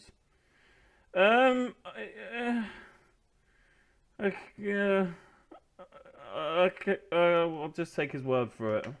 Every fucking day, I face death in the face and say, you. Initially, you could almost feel sorry for a guy being this screwed up from the get-go, but seeing how much he uses this for an excuse for his poor behavior and to self-aggrandize, the pity wears off pretty quickly. If that minute or so was enough to be slightly annoying, let me tell you that the original live stream that clip came from is 40 minutes long, and Cyraxx just repeats himself for the entirety of it. To make things worse, he releases multiple nearly hour-long streams right after about the same guy. This just shows how easily trollable Chance was. All it took was a few meager comments and he was bent out of shape and responding for days on end. After finally getting over Hunter, he goes back to blatantly lying for no reason. I am officially pissed at myself. I was playing World Series Poker Tournament on my Kindle for real cash, and I up on the last round on my last move and lost a shot at the prize of $125 million. I'd be officially pissed at myself too. Nearing the end of November, he finally gets a new computer to do his streams on and changes his name to Virus. Very cool. His comeback to making music included becoming the co-founder of a record label called Bloodshot Records, of which he was one of the main artists. Years after it happened, he revisits the old drama regarding Eric Scrubolo and Kill a Clown Sounds, only to claim that people were stealing from him and that Scrubolo was underpaying him and mismanaging all of his artists. According to Cyraxx, Eric was stuck in the past, unlike himself, who was always ahead of the curve. He also says that he thinks he's owed money due to the Kill a Clown Sounds Facebook page having 1,000 fans, all the while conveniently glossing over the fact that he was kicked out of the label from stealing from Eric. But failing to understand how business works is not a talent that Cyraxx reserves for the music industry. He also raves at book publishing companies for asking $1,000 from him to publish this garbage, as if publishers should promote his work for free. The man of the hour closes the year off with a picture of him next to a gigantic Reese's cup. Very tasteful. While he spent the beginning of the next year trying to grow his label and add as many artists to it as possible, because he thought that's what it meant to run a label, he apparently was reacquainted with a man named Tanner, who'd approached him 2 years prior, claiming he worked for Tech-9's label Strange Music and offered him a $1.1 million contract for his beats. After warning everyone not to fall for his tricks, he made this endearing post. When you're awake at 4 a.m. and can't sleep, so you hop onto Adventure Quest 3D with your best friends, who you've known since 08, gets real. Awkward and funny in seconds. Lol. As much as he does extremely unlikable I love how Tom says lol things, I'm almost beginning to empathize with him in the same way one would empathize with a screwed up rescue dog. Except this rescue dog is like kind of a heinous, horrible human being. He's not satisfied with every skill he's already mastered. Cyraxx enters the website game and claims he's now working on a social network like Facebook and MySpace combined. It's inspiring to me how courageous he is for posting this on Mark Zuckerberg's platform with no fear of having his cutting-edge code stolen from him, especially given Mark's track record. He quickly grows tired of the web dev hustle and gets into professional gaming, saying he should be getting paid for being as good as he is on Call of Duty Black Ops. Almost as if divine punishment for his misdeeds, Cyraxx goes to the doctor and discovers he has shrunken an inch from 5'3" to 5'2". Soon after, a similar situation to that of Hunter happens, with someone making the following criticism of Cyraxx's music in a comment section. People are going nuts for no explainable reason. I'm afraid it's just not decent. The rhythm of the lyrics is dreadful. The auto-tune actually hurts to hear, and the vocal mixing is terrible. Can barely hear you. And there's been no decent mixing done on the vocals at all. It's flat and dry other than the auto-tune, which, as I said, is terrible. Too many people lie to you to make you feel good. I refuse to do so. Upset that someone was honest with him as opposed to just complimenting his stuff, Cyraxx decided to make a live stream responding, but not before he wiped his dirty teeth with his tank top right at the beginning of it. For once, it seems Cyraxx is actually upset instead of miming what he thinks a rapper or WWE wrestler would say when challenged. Once he begins his routine of belittling those who criticize him by saying he's gone through more, his critic says that he works full-time to support a family, and on top of that, as part of a metal band that has more fans than Cyraxx, which he visibly struggles to respond to meaningfully. For once, our champion is shaken, taken aback by the words of his naysayers. But like all things, Cyraxx forgot about it soon after due to his goldfish-like attention span and returned to playing his racing game while pretending on Facebook that he was an actual racer in real life. Once again trying his hand at selling the custom cars he made in-game, he tried contacting an actual art publishing company over email and got immediately dismissed for how ridiculous and worthless his customs were. Stop emailing his company. We do not participate in scams.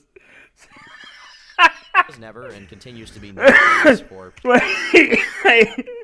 chance to become famous for his music, his incessant Facebook posting, along with his responses to anyone who dared to criticize him, were seeing an increase in engagement. His fame as a lol cow was taking its baby steps. He proceeded to join DeviantArt to sell his art pieces for $1 each, and posted these nice images to showcase his ability to use photo filters. On the 23rd, he dropped another album called Blackout, with a hue-shifted picture of Master Chief from Halo as the cover. Eventually, his ability to stream on Facebook was taken away, thankfully, supposedly due to a cover he made of a Linkin Park song on the harmonica. He then invents the deranged headcanon that record labels and studios from the 50s used to help artists for no pay, and it's unfair that the current ones won't do the same for him. He applies the same logic to book publishers and announces a search for a company that will publish his works for free. Works which apparently now include a high school manga based around his life, with yet another step being taken towards becoming Chris Chan. March was void of any interesting activity besides the fact that, judging from Cyraxx's posts and Eric's comments on them, the two were back on good terms with each other. His ability to livestream was reinstated, much to the displeasure of his haters and the extreme pleasure of his trolls. Being the man he is, he makes a post complaining about having lost an ex-girlfriend of his to a supposed friend. By the way, said ex-girlfriend has a cat that appears to have Cyraxx syndrome in the eyes. His account is once again placed under threat of suspension or ban due to his continued covering of songs, and I'm pretty sure it's because he plays the actual songs during his streams, and you can intermittently hear them unedited in the stream's audio. Cyraxx claims his videos were getting almost 4,000 views, which is an absolute lie. Due to him reconnecting with Eric Scrubbelow, he's given the opportunity to perform at a live venue on the 21st of June, though it would be free admission. No way. Still, that's better than performing metal Evanescence covers for 5 viewers on a Facebook Live.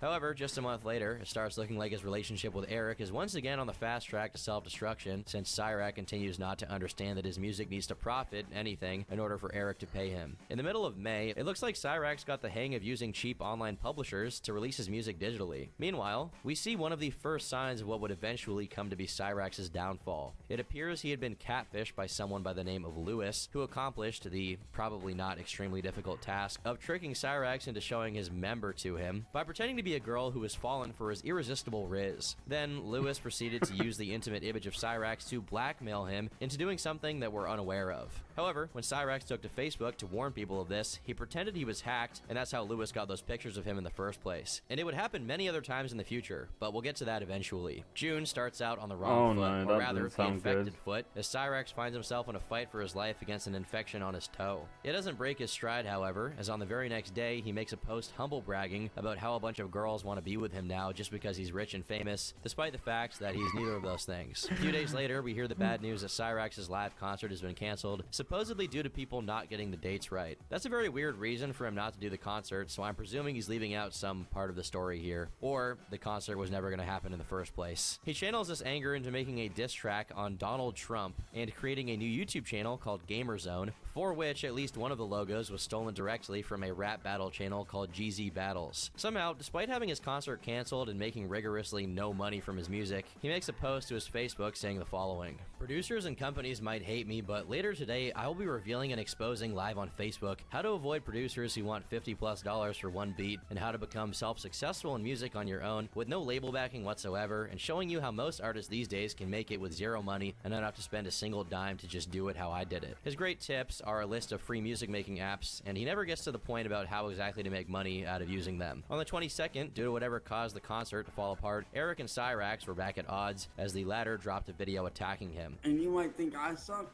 Well, dude, if I suck so bad, why is my music up on Spotify? Why have I been Reverb Nation's #1 artist from 2010 up to this year? So, I guess that ends that relationship. But you know what? At least I'm out here making money. That's the issue with you. Are you? You're not fucking business smart. Apparently, Chance has been rated the best musician in the entire nation for the entire decade and is making money. Again, anything is sufficient to make Cyraxx's ego inflate, and learning how to simply publish his music on platforms has got him convinced that there are hundreds of thousands, if not millions, of people buying his music. During the video, See, actually, I think Tom's right here. I think he's actually fully delusional. In which he acts like he's going to show his money before giving up on it. You know what? Nah, I ain't gonna waste that on you. Very obviously, he relented because there's probably not any money to speak of. A couple of days later, he shows his chiseled abs and pecs under. Whoa! Hey, he is ripped, bro. Or is that just because he's very, very skinny? Because we all have abs, yeah. Oh yeah, I can kind of see his ribs. Yeah, it's just because he's skinny. Beneath what looks to be a discount Sonichu necklace. I think these things must be like voodoo totems and invoke the same demon that possesses these guys to do the stuff they do. Despite now being a successful superstar in music, Cyraxx once again started pursuing... Wait, that's a cannabis leaf right there, if I ever seen one. Another endeavor, filmmaking. On the 26th of June, he posted an unofficial trailer for a movie called Lady in White. Another wonderful film production from Mr. Rax is this monstrosity. What's the matter? Oh, that's giving me an... I feel like that's making me epileptic. Oh no, seriously, that is hurting my eyes, man. Oh no, I don't want to see that. That's like the kind of shit that'd make you watch over and over again in Guantanamo Bay. You better run. I'm skipping past that. And edited his own face in the corner. I do not want that in my dreams and nightmares. No, thank you. In a hilariously bad fashion to make it look like they were like hanging out. Come July 4th, and Cyraxx celebrates it by getting into another relationship, and right after releases a new track called Please Notice Me that somehow manages to be a #1 hit before it was even published. It's not enough to lie about his success in one venue, he has to do it in all of them. He claims he's in tears because he had to turn down a deal with Hoonigan, a well-known racing channel, because he didn't have 100,000 subs on YouTube, and that Hoonigan was willing to send him a full setup. Later on, he admits that he has no license and thus wouldn't be allowed to drive anything, let alone a race car. After a while of not getting anything done, Cyraxx decides to attention seek by trying to get people to pity him, and is telling a fake story about how the doctors told him he'd have to stop making music or he was going to lose his voice. His pity-baiting posts intensify as he retells his life story for the umpteenth time, this time subtracting 2 ounces from his birth weight to make it even more extreme. In order to stick to his "I'm going to lose my voice" story, he pivots to being a photographer again, until on the 17th, he announces again that he's entered a relationship. On the same day, he reveals he's gotten back together with Abby, but the good times only lasted so long. His song, Please Notice Me, was attracting some attention on YouTube and consequently negative attention as well. People were pointing out how horrible it sounded, and Cyraxx was responding in a very Cyraxx fashion. August is a relatively quiet month, with him mourning his bandmates from high school who allegedly overdosed on heroin and meth at the same time. A little while later, he starts flipping out on people who steal art right before his own artwork suffers copyright. If he's lying about that overdose shit, yeah, that's gonna piss me off. Well, I'm not gonna find out, but that would piss me off because I've lost someone to an overdose. So, you know. Down due to the fact that a lot of it is just downloaded from Google Images and re-uploaded as his own. Eventually, the 6 weeks waiting period that he claims he has to undergo in order to claim royalties for his music is up, and now he gets to lay his hands on the total lump sum of $14, though he struggles to do so and starts berating the platform that supposedly owes him money on Facebook. Later on, early signs of troll activity begin, with people doing the old CWC routine of taking his name and pretending to be the real him online, and immediately... This tactic shows some success at getting a reaction out of Cyraxx. The lack of music in September is justified by the other things Cyraxx is up to during the month. Namely, he drops a trailer for his first short horror movie, The Darkness. As you can see— Oh no, man.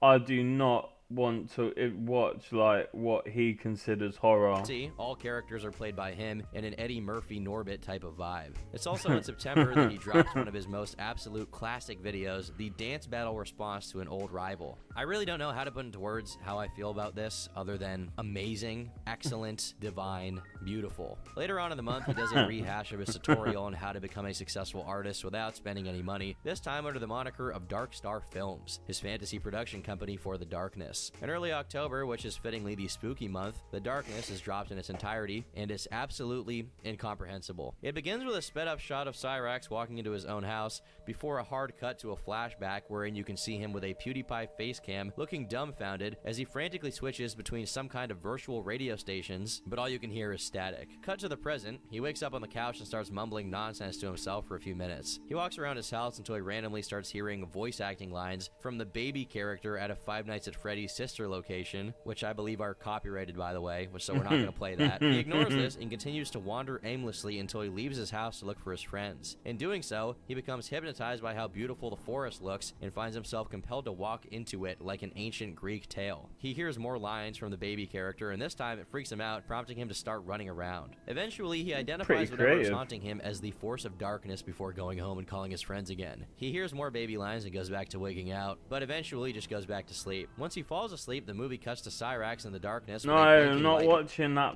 fucking shit. Bro, no way. Oh, and that looks f***ed as well.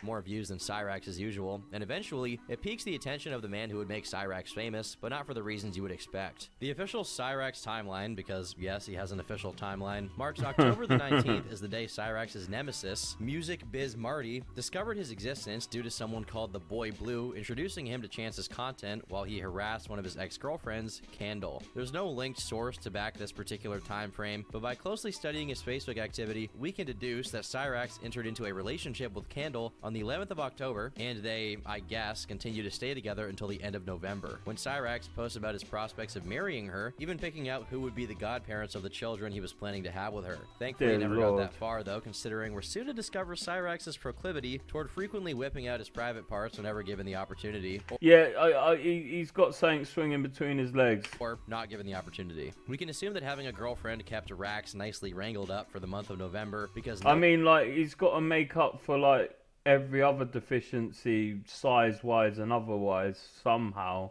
Something's got to balance him out, like, and allow him to walk properly. No occurrences took place whatsoever. However, the month of December kicks off with an already very strange note. Cyraxx makes a live stream asking for people to financially help him move Candle in with him, all the way from Mississippi to Akron. According to Chance, this is necessary because her parents are allegedly abusive and have kicked her out, rendering her homeless. He further establishes that she's disabled and half-blind, much like himself, and that her parents have been stealing her disability money away from her, going as far as shredding Candle's debit card when it came in the mail to prevent her from making her own purchases and taking her car keys away from her to keep her from taking it with her. What is particularly strange about this whole ordeal is that just a day later, Candle herself makes a comment saying, "Why would I come to you after the way you did me?" What?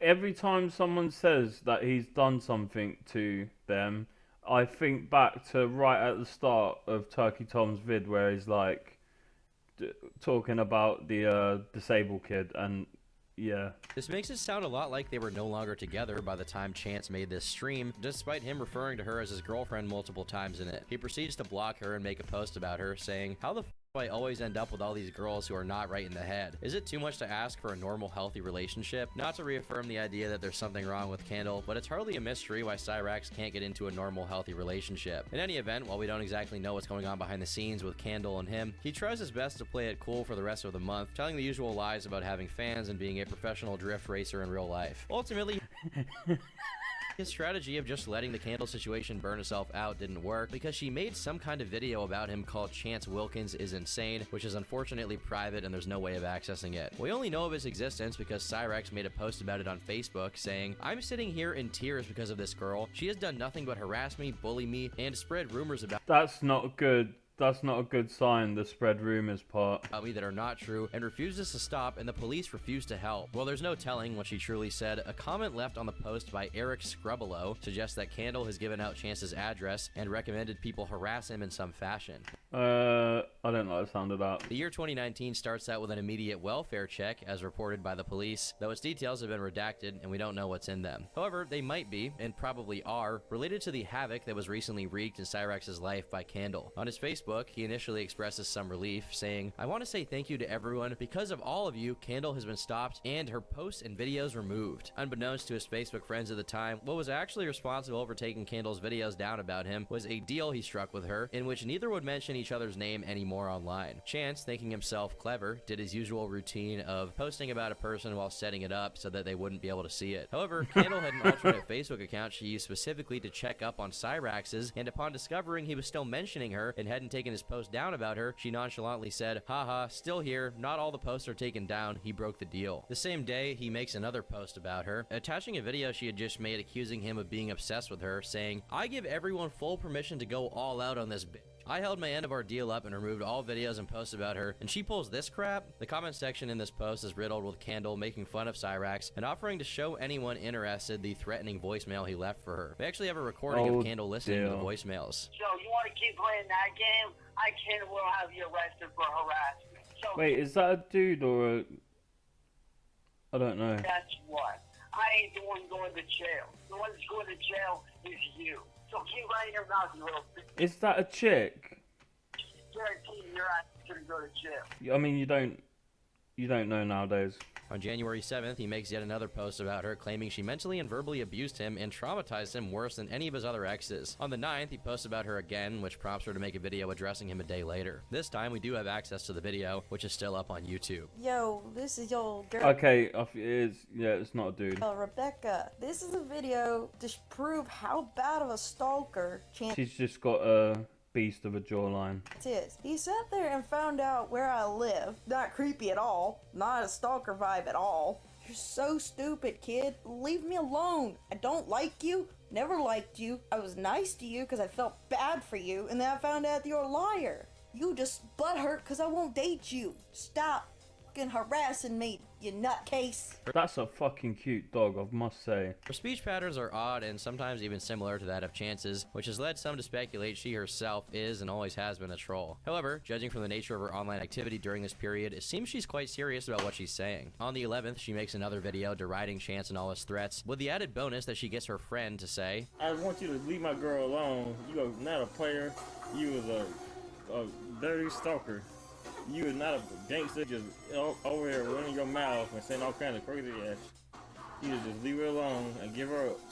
You ain't gonna have that or nothing. Chance's response was to make a post explaining how to block her and that none of his friends should answer whatever she sends them. Regardless, she keeps on making uploads, claiming that Cyraxx is trying to blackmail her and that he's on psychiatric medications for various different issues, though these claims have not been verified, but it wouldn't be surprising. Breaking his own promise to no longer talk about her, he answers again, saying, y'all want to know why I've been making such a big deal about Candle? Okay, look, he's bipolar, and if he is bipolar, and he's not taking his medication, that would explain a lot. Yes, it's because she could end up costing me a very real shot with the major non-profit label Reborn Records, who has been like the grandiosity, the making a million different projects, like the delusions, the paranoia, the overreacting, the hyperactivity.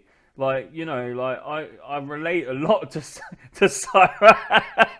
my work for some time now, and that's why I've been telling people to report her channel and her videos. This label could change everything for me that I've worked harder than anyone to get, so yeah, this isn't just a little issue. This is huge, and she needs to be stopped ASAP. Given how obsessively Cyraxx has answered to every single person who has ever gone after him, this was just a convenient excuse for him to do what he would have done anyway. Case in point, one of the people in the music business he'd emailed with his garbage decided to take the time out of their day and explain to him why his music was unlistenable to any sort of record label. The issue is that your demos all use loops. I know you don't have a full setup right now, but I know loads of producers who can use all the music making software, and even if they don't have one, they use a Casio keyboard or a phone. You can create custom music on anything. The problem with loops is it's not your music, it's just choosing music. We need to see you grab a MIDI keyboard and put in those notes, make those beats on an MPC, or even just a cheap MIDI keyboard. We're a record label. We're not in the business of training people or recruiting people with potential. I wish we were, but that would make our clients very unhappy. You need to understand it's my job to find the best of the best out there. Think of it like a sports team. Let's say you're recruiting for the top baseball team in the state. If I pick a guy that hasn't played in a while or isn't a pro level yet, he's going to be rusty and he's not going to be ready. We are not an education group, a school, or a charity. We are a record label that pays people up front for quality beats. We want top quality musicians who make their own stuff. Not rip it, not loop it, just create. Now, dude, don't take me the wrong way. I'm just trying to get you to understand that if you want to make it as a producer in this world, you're going to have to make your own beats. And maybe you can if it's true like you say, but I don't see that. All you've shown me is some loops and then some songs you've downloaded from other producers. Most labels would not give you the time I've given you to explain all of this. They would simply just shun you aside and tell you not to go. But no, I think you're a good dude. Whatever kind.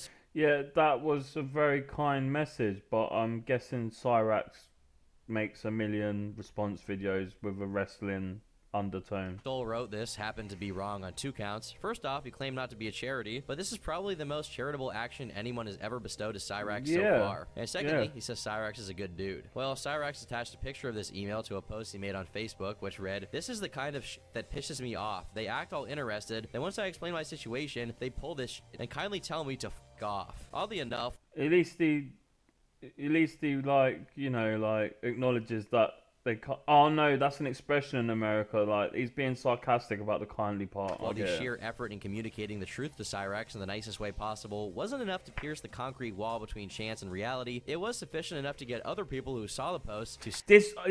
really needs to take his medication consistently, man. And he side with the person who sent the email. People pointed out that his answer was well put together. That reminds me, I need to take my medication.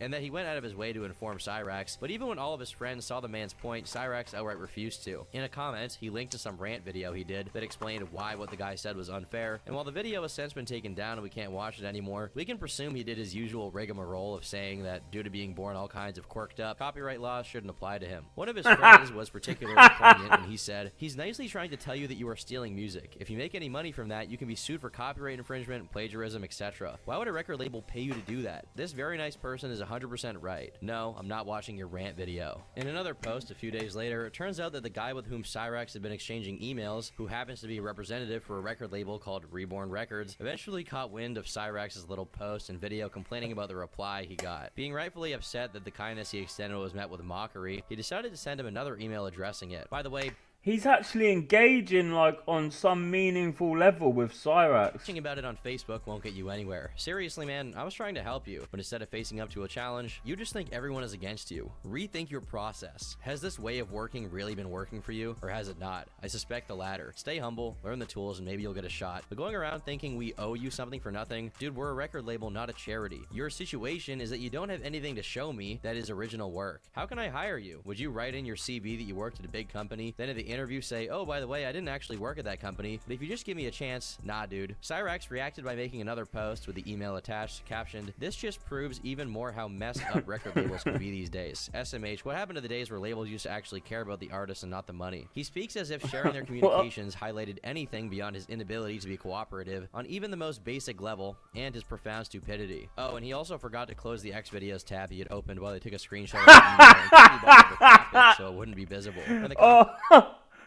Wait, I want to know. I really am curious, but at the same time scared to know what video he has up there. As people began pointing out that Reborn's representative said nothing incorrect once again, and it seemed like it was finally getting to Cyraxx. And I say seemed because it only... Yeah, maybe, but point is they approached me wanting sight. No, I don't believe that. I didn't approach them wanting to explain my situation fully.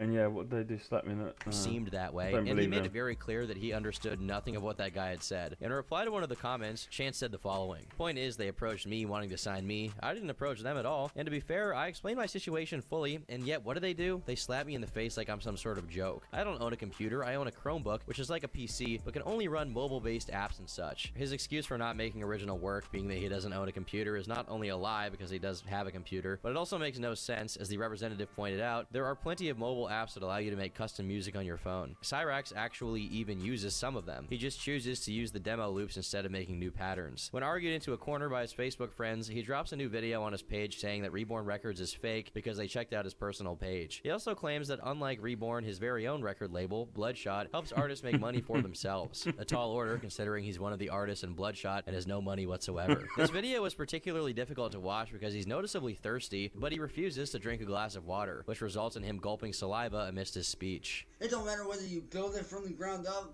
like on FL Studios. It seems that near the end, the dehydration and general lack of mental faculties start getting to him, as he briefly forgets he's already on his own label, and thus has no need to be signed to any, despite his incessant begging to be signed by one, and he seemingly on accident drops the hard R. Seeing that this strategy of trying to say things related to the actual topic is failing terribly, he returns to his usual tactic of claiming he's being discriminated against due to people finding him hideous beyond comprehension. Then he threatens Reborn with diss tracks, and claims he sleeps 5 hours a week, which, though an obvious lie, would explain a lot of his behavior, since it's that degree of sleep deprivation that makes people hallucinate. Also, for the wait. I think he is bipolar, yeah, because I really struggle sleeping. But yeah, the 5 hours a week is a lie. Like, you'd die if for any length of time you had 5 hours a week, you'd probably die.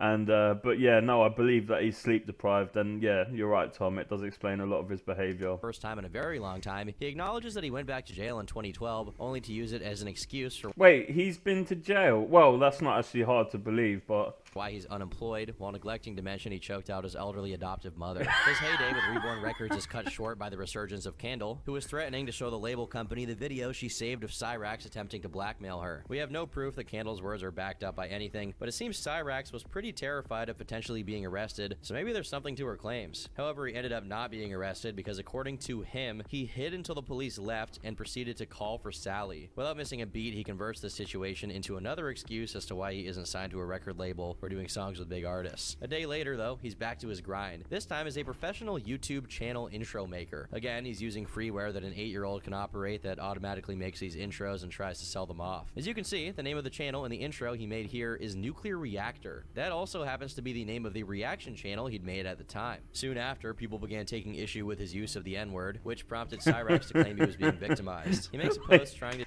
I barely use the N-word, and I'm quarter Jamaican. defend himself, but none of his friends side with him. Noticing that the tides had shifted radically against him, his reaction was to simply begin blocking anyone who expressed they disagreed with him, under the guise that it was to clear his account from any of Candle's minions. Cyraxx has a rough start to the month of February, with Sally calling the police over threats to Cyraxx from a female online, whom we can only presume is Candle. On the 6th, he makes a post calling out those who aren't willing to pay for his beats, saying, "You know what confuses me? All these artists say they want beats from me, and they're all willing to pay $10 for 10 solid beats to own flat out. Then when the time comes, they turn tail back out and run off. Like, WTF? And y'all wonder why I can't make it as a producer? That's the reason. Because That's even if he did make it, $10 for 10 beats. That's not economically viable. Those want to play games and try and take advantage of me. They don't respect music anymore, and how simple but dope loop style beats like I do evolved into what they are now. Sorry to say, but half you mainstream guys need to learn and do your music history and take a look at where music started with guys like Bach, Beethoven.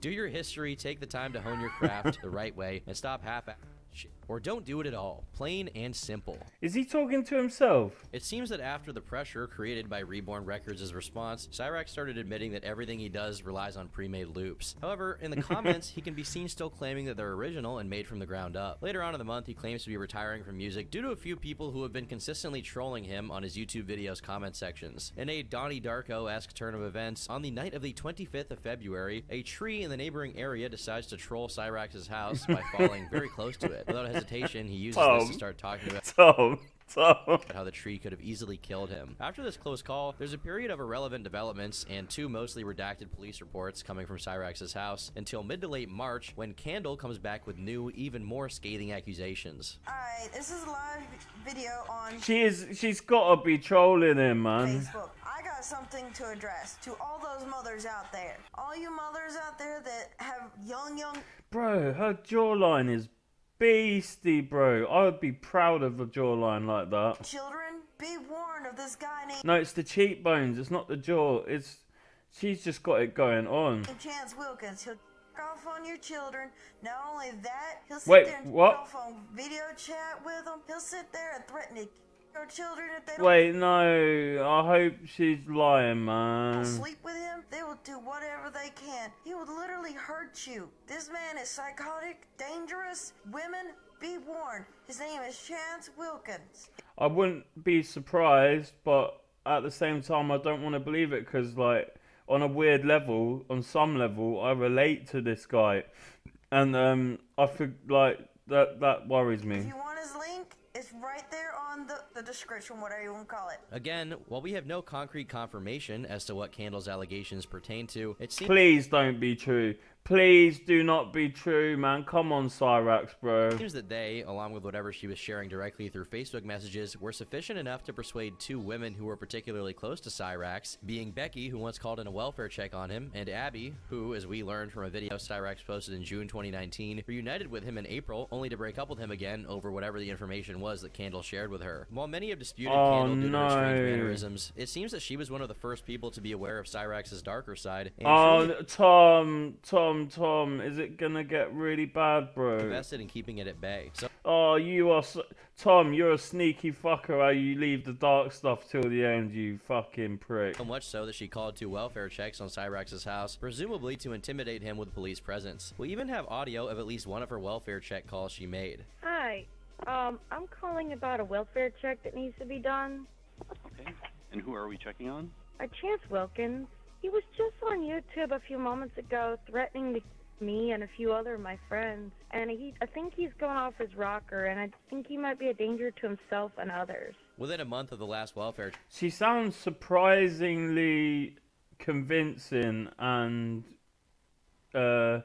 less unhinged than the videos that she's interacting with Chance. So I'm inclined to believe she has been trolling him all this time and putting on some sort of false mannerisms, because she sounded like a normal person in that call.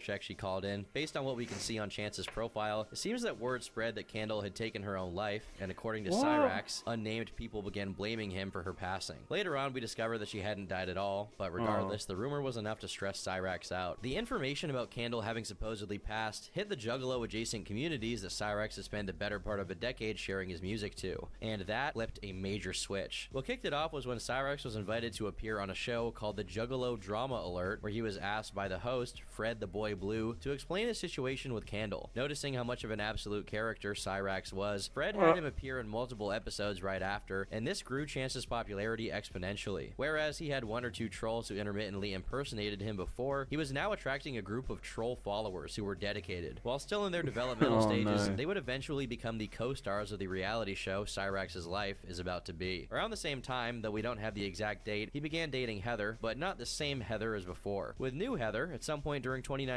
he made a video about how cyberbullying... That's so weird. I've had two girlfriends called Harriet. That is so weird, man. And he's had two girlfriends called Heather. I do not like the synchronicities. Abuse may lead to doing something drastic. While we don't know the date this video went up, if it came out before Candle began role-playing as if she had passed away, there's a very good chance her faking her death was to make it seem like Cyraxx had done exactly the thing he denounced and cyberbullied someone to the grave. For a while, the trolls did little besides sending outlandish threats of all sorts to Cyraxx, even going as far as calling his home phone to inform him that they had planted a bomb in Sally's car, which Cyraxx reported to the police, and once the car was checked out and no device was found in it, he made a video on his Facebook page mocking his trolls. Eventually, they evolved and realized that if they were going to get any quality lolcow content out of him, they would have to be working on the inside. One of the first to do it was by the name of Boogeyman, who began interacting directly with Cyraxx and even received a voice message from him explaining the Candle situation. Around the same time, a Juggalo act called the Bender Boys also got involved in trolling Cyraxx in some unknown fashion, earning the ire of the Madman of Akron. While it gets increasingly difficult to find the exact dates and details for things from around this time, the closest I found was that a channel very tightly associated with the Bender Boys, called Brooklyn Menace, posted a video edit of Cyraxx playing around with a samurai sword under the title Cyraxx Shaolin. After a month or so of gratuitously terrorizing him, the more sophisticated trolls took a page out of the Daniel Larson textbook, deciding to pose as a record label interested in signing Cyraxx. Oh no, this is like, In late October, he posted a video about how he finally made it. See, a lot of people don't realize it. You can't feed this guy. You can't, like, it's a bit cruel. Oh, I don't like how people are bullying him. Like, he's a, I know he's a specimen, but like, come on, man, show some humanity. But thanks to the haters over on YouTube, on my I mean, he kind of brings it upon himself, actually, to be fair. new channel, I got some exposure. Got hooked up with a major underground artist who just happens to be working with some big names in the industry. After years of struggling as an independent musician, he finally succeeds. And to follow this poetic note, it appears that the new Heather is spending some time at the Cyraxx household, as we have footage of her from around this time, kissing Cyraxx and fighting trolls alongside him. It is shocking to see that Heather physically chokes and coughs upon kissing what has been dubbed by the trolls the trench mouth. However, good times don't always last. I believe that October of 2019 is the most accurate time frame for the rise of Cyraxx's arch nemesis and primary troll, the King I'm excited. of Akron, Music Biz Marty. From what is available online, we can deduce that Music Biz Marty approached Cyraxx as someone interested in managing his merch shop, only to proceed to claim control over the merch store and play the role of a cartoonishly greedy corporate record label executive who tricked Cyraxx into signing away the rights of all of his merchandise to the evil Ram Ranch Records. In a video from this period, Cyraxx can be seen begging for Marty to stop what he's doing and pretending to cry while asking to be left alone. You are degrading me. You're ruining my image as an artist, as a person. You are sick.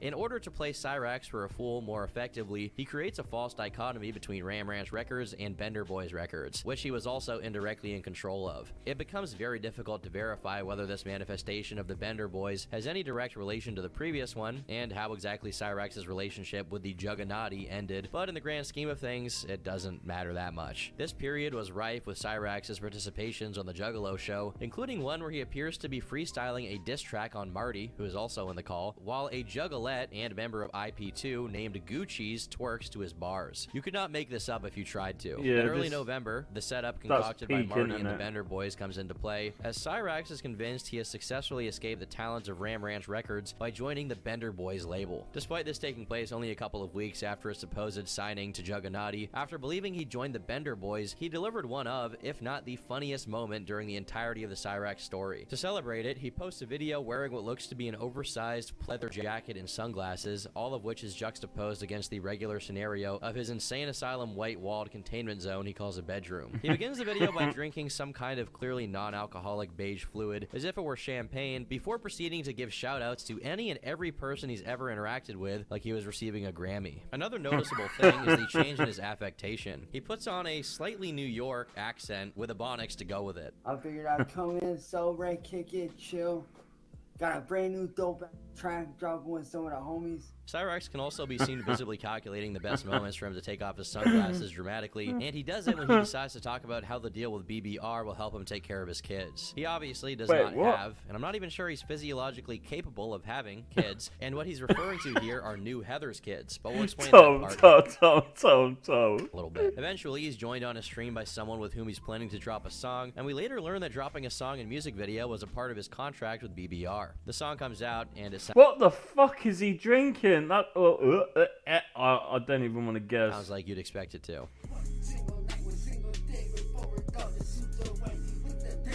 Fire. And now, the other shoe drops. Alleging that his single underperformed terribly, Bender Boys Records called Cyraxx up to deliver some bad news. Yo, Cyraxx, I got an announcement to make. The video's not doing as well as we thought it was going to. Speaking with the team here at Bender Boys Records, they deemed you unmanageable. How? We had to sell your contract, man. Wait, what the fuck? Are you serious right now? Are they trolling him? This morning.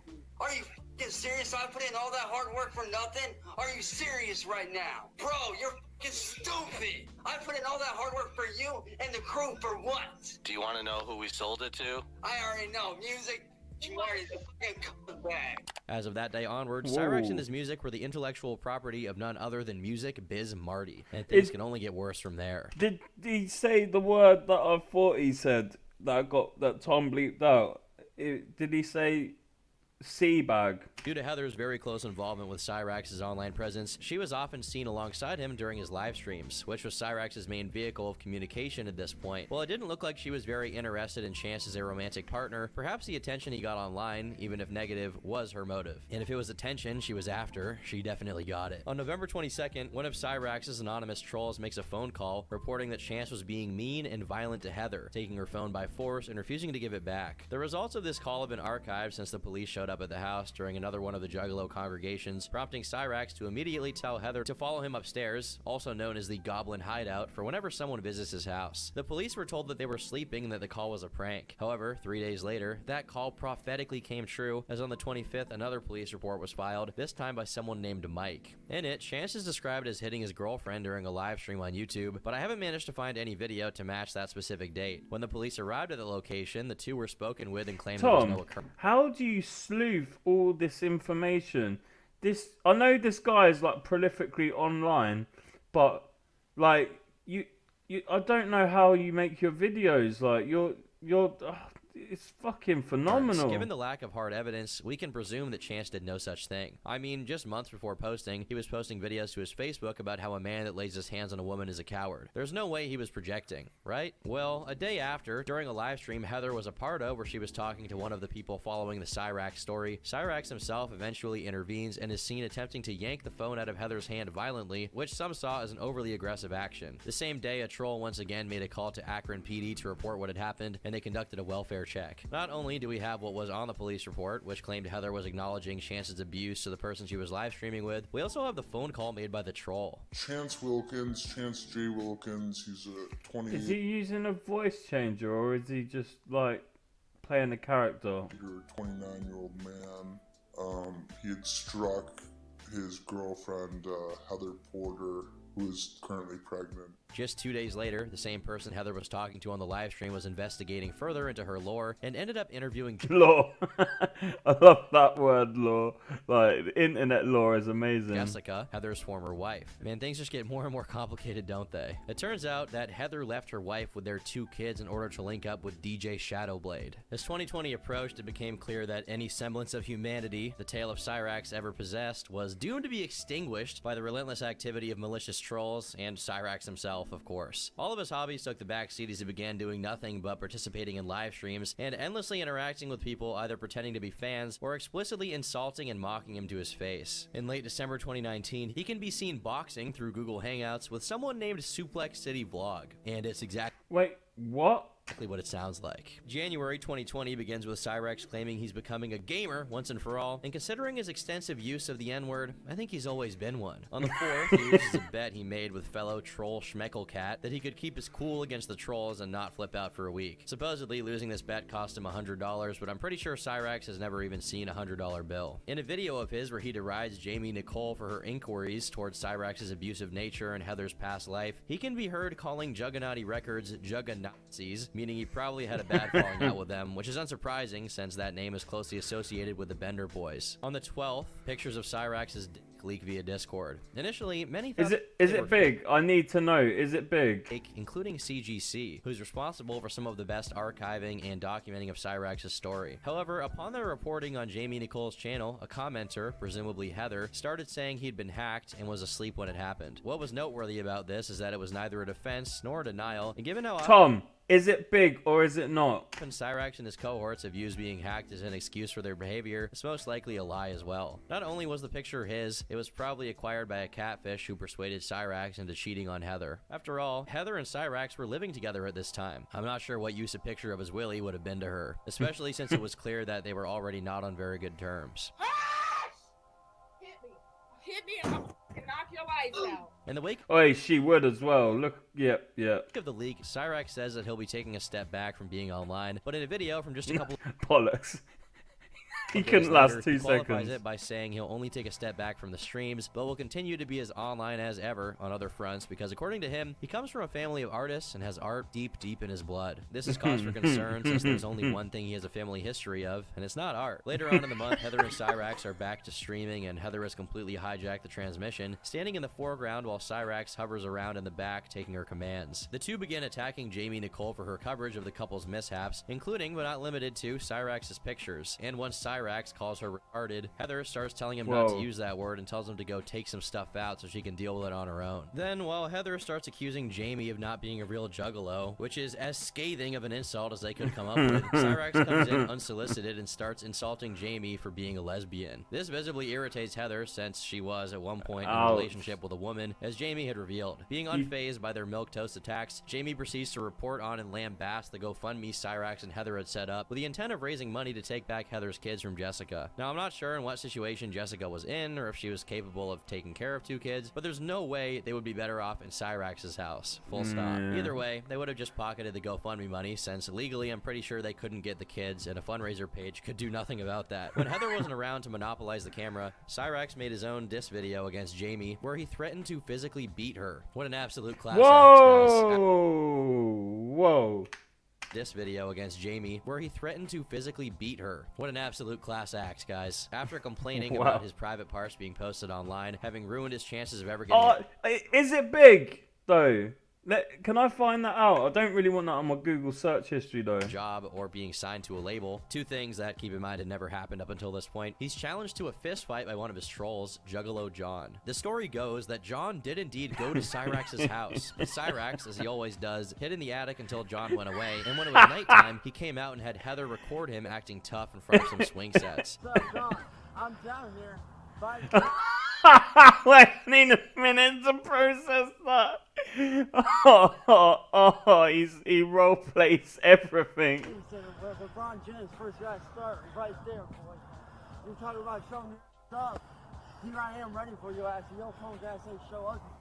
Coward. His next move is to try to take down Music Biz Marty and his merch store by claiming that he owns copyright on his work, which is very ironic considering that all the artwork is stolen, of course. A day after publicly defending her honor and saying that Heather is the greatest mother in the world, Heather calls the cops to report people threatening Cyraxx online, the modern Romeo and Juliet. A few days later, Cyraxx made a fake account on YouTube called Shadow King, and using a voice changer, he starts pretending to be an impartial third party who happens to defend Cyraxx and Heather against the trolls. On another video from February, he reveals that Jessica has apparently charged Cyraxx with civil assault, though it's unsure what for. He uses this, along with the trolls, as an excuse as to why he's unemployed, blaming the trolls for your personal failures, another great lolcow classic. In order to exact justice for what had been done to him, he challenges Marty and his other trolls to step up to the mic and rap battle him. However, upon failing time and time again to defeat the trolls, he decides to step away from social media to focus on his artwork, and he claims it's somehow related to a book his great-grandmother released, making him realize he needs to focus more on being an artist. But, given what he had just said, in this video, he actually managed to spend exactly 1 month away from his social media. But it's more likely that Wait, what? Did he actually? Managed to. Did I hear that right? Needs to focus more on being Don't an lie, artist. Tom. But given what he had just said, following this video, he actually managed to spend exactly 1 month away from his social media. No. But it's more likely that Sally grounded him for a month with no access.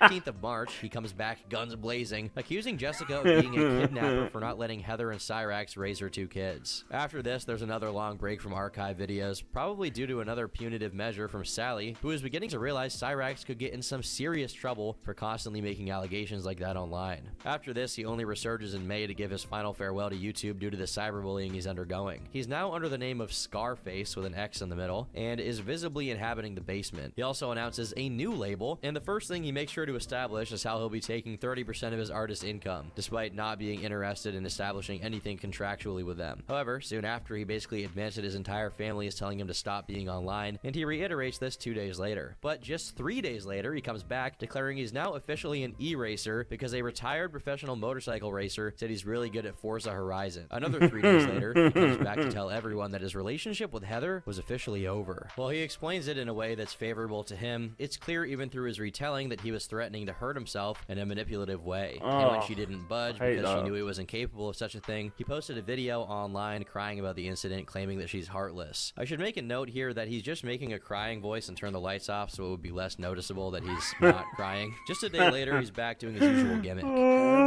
Heather, when are you gonna learn, little girl, that calling you out on your bullshit like I did last night, that's not a threat? I did not threaten you in any way, shape, or form. Again, Cyraxx is the master of inadvertently telling on himself, and from the video, we can gather that Heather is alleging he's been threatening her. Maybe he noticed that trying to intimidate Heather with his WWE persona made him look bad, so the very same day he goes back to pretending to cry in the dark about the incident. Right after, he makes another video wherein he admits to having gotten physical with her at least once, meaning he is officially back to his domestic violence arc. In the immediate follow-up, we discover that Cyraxx is an MO. He tries to choke people out, and then when he gets in trouble for it, he claims he blacked out and did it while unconscious, which is apparently what he did to his grandmother in 2012. I blacked out and hurt you one time, and I didn't even fucking hurt you. I had my hand like this. Is he capable of hurting someone? It wasn't tight enough to choke you out either.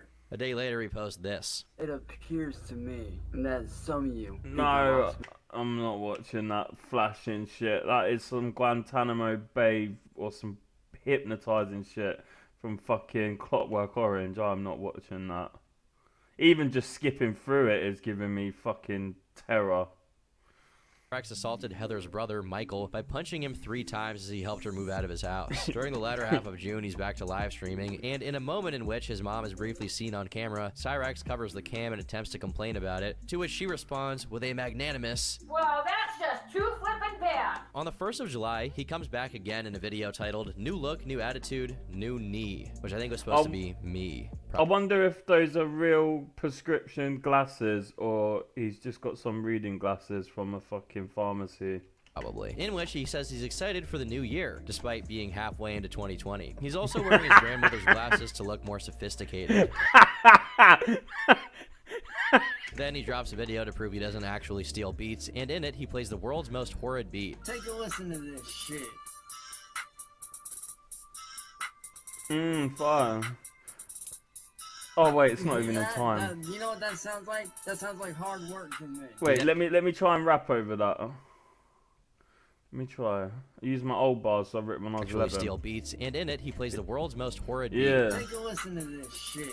Ain't got time, see me care. I'll take the limelight by next year. Been spitting on gram since I was. No, it's not on time. You know what that sounds like? Bro. Use 4x4. You can't, like, no. That sounds like hard work to me. He then claims he's sitting on a potential multi-million-dollar contract with very serious record labels. On July 24th, he confirms what everyone already suspected. The GoFundMe they did, asking for $3,000 for court fees to get Heather's kids back, was being embezzled. While he neglects to mention what he might have used the money for, he shows that Heather bought $500 worth of wigs. 2 days later, he plays with a stick. Apparently, this is one of a long series of videos Cyraxx makes to prove that he can fight in order to intimidate Marty, with whom he's planning to have a fight. So bring your ass on up here. Anybody that wants to fight me, y'all got my address. Bring your ass up here. I may be small, but believe me, I'm the last motherfucker that you want to box with. A few weeks later, he goes back to fake crying about people saying he steals music and acts as if him throwing a fit is fine because in his eyes, he's been very successful at keeping his emotions in. What is completely beyond my comprehension is that, judging from a video from this period, not only does he seemingly have a decent microphone, he also has yet another girlfriend, somehow. To add to the insanity, he starts complaining that the trolls are the reason he gave up all the gifts he would have gotten on his birthday, so that his family could pay for the hospital bills that Sally had to pay due to a surgery she'd recently underwent. To bring back a leafy classic, a 30-year-old man complaining that the trolls are the reason why and not the fact he's unemployed and won't look for a job. A 30-year-old fucking man! On the 18th of September, he attempts to call a truce with the trolls. On the exact same day, he makes a video declaring war on all trolls for supposedly saying bad things about his military family. Mind you, at this point, he's already denounced his previous stepfather, who was in the military, for not being good enough to Sally. This is one of the clearest examples of Cyraxx going out of his way to keep his feud with the trolls going, because ultimately, he simply likes the attention he gets from it. Without them, he wouldn't be talking to anyone. It'd be the void like it was back in the day. A day later, he makes another upload titled, We're All where he attacks Joe Biden. After being put on his heels once again by the relentless troll campaigns against him, he goes back to pretending to cry and claiming that the trolls are responsible for Sally's blood pressure being high in a video titled, Seriously Considering Leaving YouTube. Throughout all of this, he could simply heed his mom's request and stop being online, but that's too much to ask of him. After this, there's a period of relative inactivity until late October, when he reveals his stepfather, Ed, has overdosed. Besides also pretending to cry here, many have speculated that he just made this up, either to garner pity or to get out of a rap battle he has scheduled around the same time. He better not be lying about that overdose shit, bro. Otherwise, that is just Later on in November, he makes a phone call to Marty where he pretends to be possessed by a demon and threatens him. Hey Marty, why don't you go take that fucking gun, put it to your head to pull the trigger? Whoa! That escalated quickly.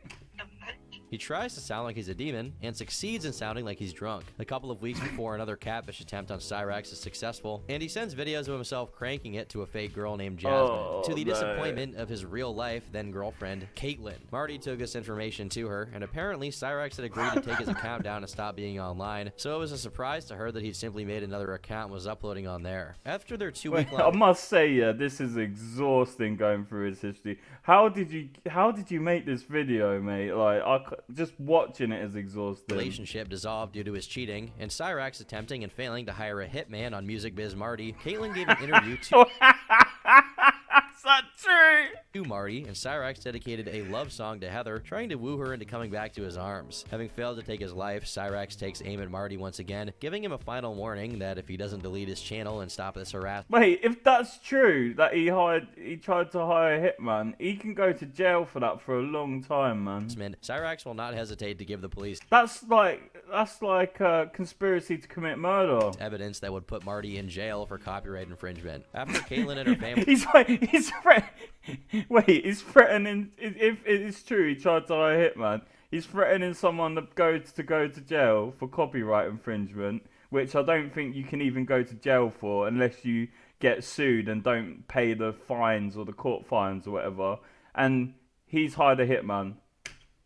talked to Marty and form a consensus that Cyraxx is insane. Cyraxx makes a video claiming that it was Caitlin's idea to try and hire a hitman to kill him. On the same day, he makes a video declaring that he's finally lost his will to fight and is officially turned into a soulless demon while he whispers menacingly from the darkness. Still not over Heather a whole half a year after her departure, he does a video fake crying while saying she has his baby and is planning to put the child under custody of the state so that Cyraxx won't have access to him. In a follow-up, his way of addressing this very serious mental and emotional situation is to call Heather a dumb bitch for an hour and 15 minutes while he plays a racing game, which, by the way, is the only thing that can even be seen. He says that he called Heather about their supposed child and she denied it, but according to him... Wait, is he recording the racing game with a camera? That's because she's a pathological liar and not because he got tricked into believing this by trolls. Also, just as a side note to this situation, but it's very doubtful if they ever even came close to conceiving a child, considering Heather's reaction to the trench mouth. He mentions that Heather supposedly had Sally and Ed banned from her workplace, meaning Cyraxx had his parents go and confront her instead of going himself. In a particularly creepy development, on the same day he records a video where he dedicates a freestyle to his unborn kid. After Marty says he knows where Heather is, Cyraxx threatens to beat his ass and says he could do it whenever he wants to. On the very last day of 2020, he flips out after getting a bundle of rope in the mail. 2021 begins with Cyraxx doing what sounds to be an Irish accent for no comprehensible reason. It's your boy, Albert, to do a little bit of practice on some F1 2020. It sounds like he's trying to do a British accent, but I wouldn't be surprised if you're right and he's trying to do Irish. Despite a hyperactive start to 2021, the rest of January is relatively uneventful, with February bearing some concerning news. Not only are rats sighted in Cyraxx's humble abode, but apparently his basement bed is suffering from a bed bug infestation, and it's severely affecting his health. So when I accidentally muddled my words up earlier and said lice instead of something else, it was like a ominous... yeah. Maybe karma for the fact that, in his never-ending struggle against music biz Marty, Cyraxx turned to the dark side and decided to invoke the power of a very malignant political party in order to defeat him. You gonna do some Rammstein? Oh no, he didn't just Heil, no. Oh my God. No. After being catfished by a troll and confessing to his fantasy of eating a Snickers out of somebody's defecation station, he enters into a relationship with someone by the handle of Tangerine Cat, a long-term covert troll of Marty's. In the middle of February, he threatens to Marty and another infamous troll of his, Schmeckel Cat, with his stepfather Ed's rifle, who definitely did not give permission for Cyraxx to use his gun to carry out a hit. Seeing the Cyraxx... if I had a rifle and Cyraxx was for some unknown reason living with me, I would not have guns readily accessible in the house, man. No way. Approaching the 1,000 subs mark on his YouTube channel, he started a campaign for people to subscribe en masse with their troll alts. Then, when Cyraxx started celebrating, the next move was to unsubscribe en masse to see how he'd react. This was the result. I did have 1K, but that little bitch-ass nigga Marty... Woo! Up. Notwithstanding, also in February, Cyraxx gets Sally to call the cops to tell them he's being cyberbullied online, as if the cops could do anything. They can't. It's at this point that even the police, being familiar with the situation from the plethora of times they've already gone to their house for no good reason, start to show signs of being sick of dealing with Cyraxx. Like, the amount of taxpayer money that has gone to this guy is unreal. The report reads as follows. Cyberbullying on internet by Marty. Today they received a package with rope in it, and he has been telling caller's 30-year-old son to take his own life. There were no threats and nothing to report. He was advised that if he does not want comments on his internet live stream, to block or ignore them. Nothing I was told today was a crime, and he had no information about the other guy involved. On the 5th of March, during a live streamed call with Marty, Tangerine Cat, and a fellow troll, Lava, Cyraxx is pushed to his breaking point and decides to destroy one of the gifts he received from Lava to upset her. You're trying to interfere in my life, you... Oh man, it's hurting my vocal cords listening to that. Lava, I swear to God, if you... What is he doing? He's doing his wrestler shit again. What the fuck? Cyraxx is pushed to his breaking point and decides to destroy one of the gifts he received from Lava to upset her. You're trying to interfere in my life, you... Hey, Lava, I swear to God, if you don't stop, I swear to God, I will hunt you down and beat your fucking ass within an inch of your life. And that's not a joke. Hey, Lava. Wait, he's not talking to a girl, is he? No. Cyraxx is pushed to his breaking point. After No. the call with Marty, Tangerine Cat, and a fellow troll, Lava, Cyraxx is pushed to his breaking point and decides to destroy one of the gifts he received from Lava to upset her. You're trying to interfere in my life, you fucking Hey, Lava, I swear to God, if you don't stop, I swear to God, I will hunt you down and beat your No. within an inch of your life. And that's not a joke. Hey, Lava. This guy's unhinged. You better be lucky I don't know where you live. Otherwise, you're have to be 6 feet under. Woo! What? Same with you, Marty. I know where you live. I know where you live. That would actually scare me if he knew where I lived, whether he liked me or not. Marty, so don't test me. You need to go. And now I've had it. His vocal cords must. He must have been recovering from that for days. I've had it with you two interfering in my life. I'm trying to live a good life with my no. Shut up. I am trying to live a good life. He's just threatened to hunt down and kill a female, and he's trying to live a good life. Oh man, I hate to see his dark side. With my fucking girlfriend, away from the drama, but you don't want to let that happen, and I'm tired of it. I'm sick of it. Do you know what? It's actually impressive how long he managed to like scream like that without like, you know, like coughing up his vocal cords. Matter of fact, hey Lava, see this? How do you like that? How do you like that? Apparently, during his tirade with the ocarina, he made holes in his walls that indefinitely continued to be visible whenever he recorded videos. But the bad news simply refused to stop coming. Marty breaks the story that Cyraxx has been taken to the hospital, and the doctors discovered he developed a fungal infection on his private parts. The cause of this might be the fact that he not only neglects to wash himself after he does the deed, but also does it multiple times a day, which results in chafing due to excess friction. I'm glad I can explain this to like however many people are watching this right now. Later on. Thanks, Tom. On the same day, Cyraxx gets on Marty's stream to berate everyone for spreading the news about his sickly genitalia. Hey, guys! What the f*** is your deal? Whoa! No, shut the fuck up, motherfucker. Hey, Marty, let me tell you right now, you ass little jack nigga. You had no right doing what you did. I take offense to him using the gamer word. During the conversation about his medical issue, it's revealed that Cyraxx is unable to put the cream on and requires Sally to do it for him. This period is marked by some interesting police reports. After a welfare check... Wait, Sally? Isn't Sally his mom or caretaker or whatever? Which informed the police that Cyraxx was threatening people online. He was advised to stay out of chat rooms. Then the police were told about Cyraxx confessing to what he did to Billy, but no one answered when they showed up to his door. After a mostly redacted welfare check, Sally herself calls the police as Cyraxx and Ed are fighting due to Cyraxx being uncooperative. After this call is made, Cyraxx randomly shows up during another Marty stream.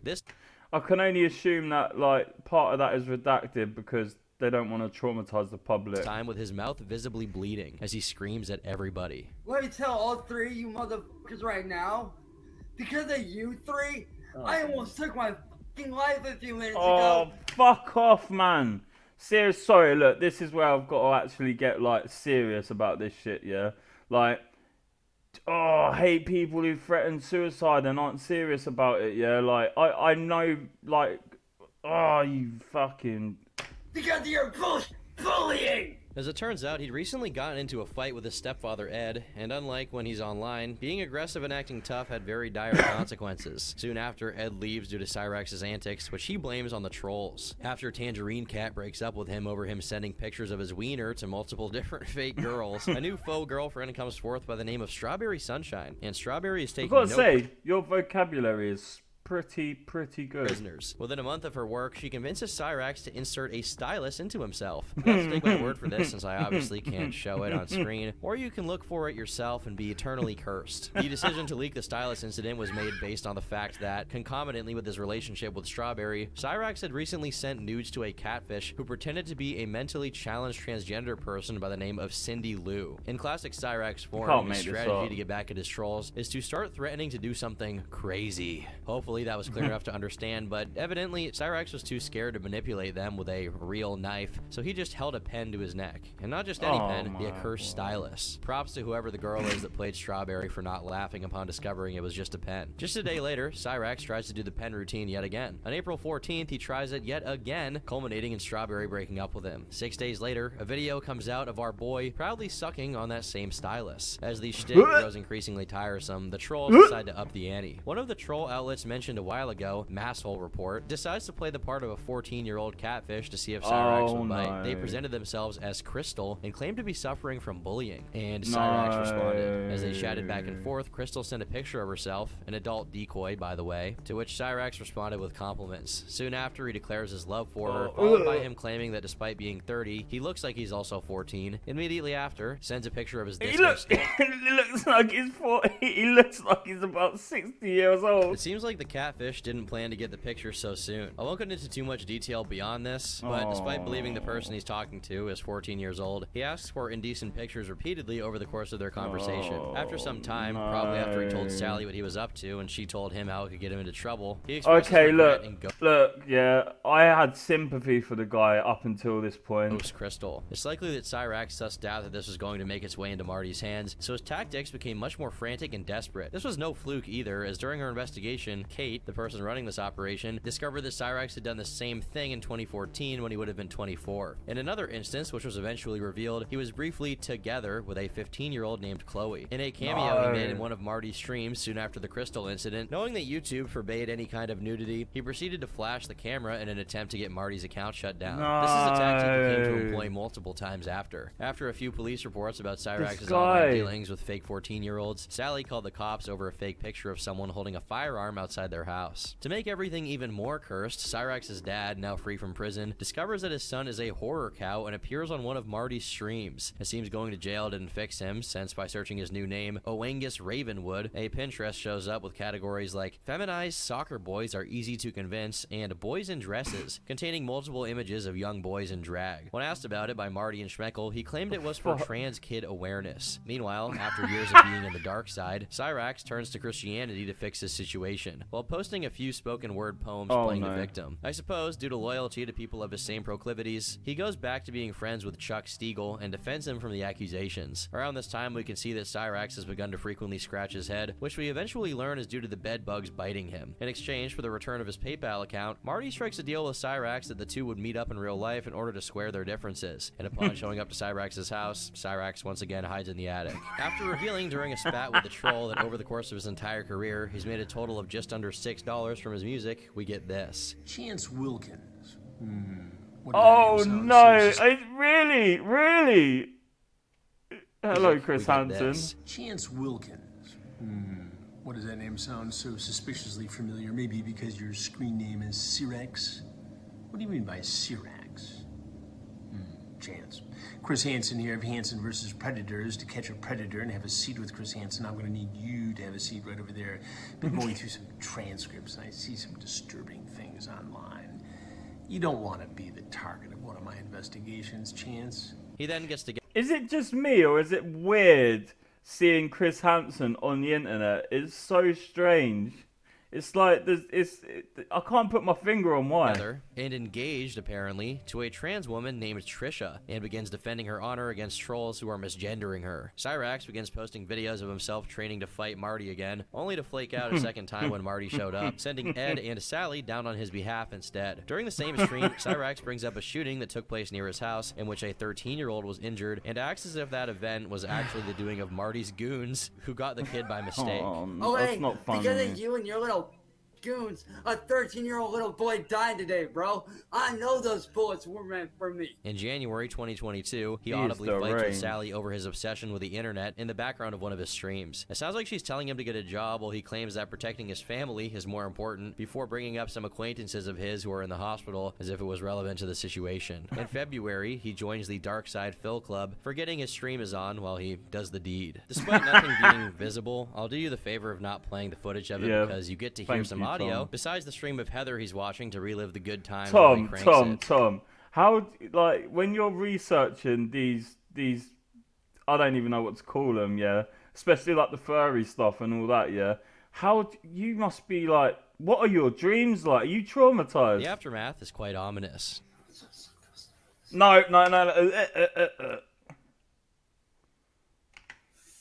Due to another attempt from Cyraxx to stay away from the internet, Marty successfully draws him back out by pretending that Cyraxx has passed away and has been replaced by an AI, namely AI-Rax. Around the same time, another fake girlfriend by the name of Gothy becomes active, telling Cyraxx that he's losing money because of Marty and saying PBS would do a documentary on him. During mid to late April, Cyraxx's house is raided by police and he greatly embellished it to make it seem like he was in way more danger than he actually was. But little to our surprise did we know that there would be 10 cops outside with guns pointed at me. Hey, just go ahead and stand up. Keep your hands up where we can see them. In actuality, they just pointed a flashlight at him and asked him some questions. It wasn't a real raid. A month later, he audibly poops himself on stream.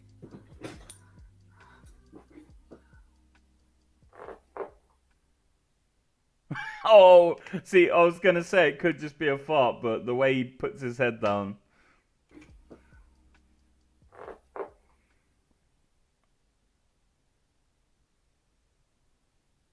Oh shit, oh guys, it's storming out, gotta go. Now, a lot of people are going to pass judgment, but can you blame him? It was storming out. In June, he posts a video fake crying and playing victim, and in the same breath, he threatens to hurt people and potentially police officers as well. So help me God, if you cops don't do something about this, I will. And trust me when I say, the end result isn't gonna be pretty. People will get hurt. He neglects to mention that the people going to his house are people he has time and time again invited over so that he could beat their ass. In October, Cyraxx's infamy grew to a point where Danny Brown, a pretty popular rapper, expresses not only his awareness of Cyraxx's story, but active interest in it as a follower. We just find like certain people on the internet to quit, and now we got this new guy. His name is Cyraxx. He's like he's a little fucked up guy. And he's from Ohio. To say the least. With him all the time. Like he was like live streaming. We just all in his chat. He wants to be a rapper. He wants to be a. He always come up with something new. But I would say the funniest thing we did was that it got to the point like we put him so much he'd delete his accounts and shit. Be like, I'm not coming back. I'm not coming back. And you know, he always come back in like a week or something and we'd be geek. But one time he like I'm not doing this no more. Y'all ruining my life. I'm not coming back to YouTube. I'm not coming back. So then he left and he was gone for like a month. Then we all bored. We all in a Discord like, how can we get him back? Like, how can we get him back? So you know what? Yeah, I'm not gonna lie. I'm not really a fan. I know it sounds like such an obvious statement, but I'm not really a fan of trolls and trolling. Like, I know that you're not supposed to be, but yeah, I just don't really respect it. Playing to say he died, so we were just all making like tribute videos to him, like Cyraxx. Okay, that's pretty funny. Not forgotten. We miss you so much. We love you so much. Approaching lolcow critical mass, the one and only Chris Chan, Liquid Chris, decides to chime into Cyraxx's story. The main purpose of this video is to call out a certain troll who is trying to impersonate me. It's about time he appeared in this story. His name is Cyraxx, and I have gotten good word from my special gal pals that this imposter has been doing this for quite some time now. I even have a screenshot of a video someone made on him. He's correct in defending his image and reputation because, indeed, Cyraxx is copying Chris Chan. Eventually, Chance's Facebook gets hacked for real this time, and a video is uncovered in which he's seen licking his, I think we know. In December, Cyraxx seems to have gotten physical with Ed once again, and a little while later, claims he's developed stress-related eczema that caused his feet to swell up and eventually become a full-on leg infection. In early 2023, Cyraxx gets tricked into breaking his Xbox by inserting a contaminated USB stick into it, and then Marty convinces him to do a little dance in order to get his Xbox working again. Things start to look grim for Cyraxx, who is now under threat of lawsuit from Danny Brown after accusing Danny multiple times of being a pedo. Perhaps sensing he has very little to lose at this point, he goads Marty into coming to Akron to fight him, and lo and behold, the fight does take place. Woo! Despite this, immediately after getting beat up, he starts streaming, bragging about having at least showed up, demonstrating he was still as adamant as ever. Eventually, the two stream again, and Cyraxx tries to claim Marty almost murdered him while simultaneously trying to act unfazed. Afterwards, he tries to compete against Marty in a more familiar territory, racing. Him and Marty go for 2 matches, with each winning one. However, it's discovered that Cyraxx was using auto race during his victory, but as a 3rd match was being set up to finally settle the score, Cyraxx goes missing in action. As 2023 progresses, Cyraxx begins dating and breaks up with another girl, Jasmine. Upon their separation, she talks to Marty and reveals that Cyraxx likes to pop bed bugs and sniff them, allows mice to live in his room, and lets roaches crawl on his plate as he eats. Months later, Cyraxx reveals the Wilkinses are potentially faced with eviction and need money in order to keep their house. Then a troll visits Cyraxx and proceeds to get assaulted by him with a bat. He gets arrested for it, but is soon bonded out, and that pretty much brings us to the present. How the tale of Cyraxx will unfold next is truly unknowable, but it's hard to believe it'll get better anytime soon. Unless he gets seriously institutionalized, we can expect more of the same for the rest of his days on this earth. As much as Cyraxx never wins any exchange against his trolls, there's also no winning against him, and the struggle is in his favor because ultimately he doesn't even care about winning. I don't know if he can comprehend what winning is. Chance himself loves the attention, and he's in it for the long haul, even if it means growling at his computer monitor at people he's never going to see in real life forever until the end of time. He'll do it. I've been Turkey Tom. Thanks for watching, and until next time, leave me alone. Oi, I've got to say, that was scary, but it was a masterpiece. I've been everything bite-sized. Check out my other content, check out my shorts, check out my music videos, check out my content like this, and I will see you in the next one. Peace.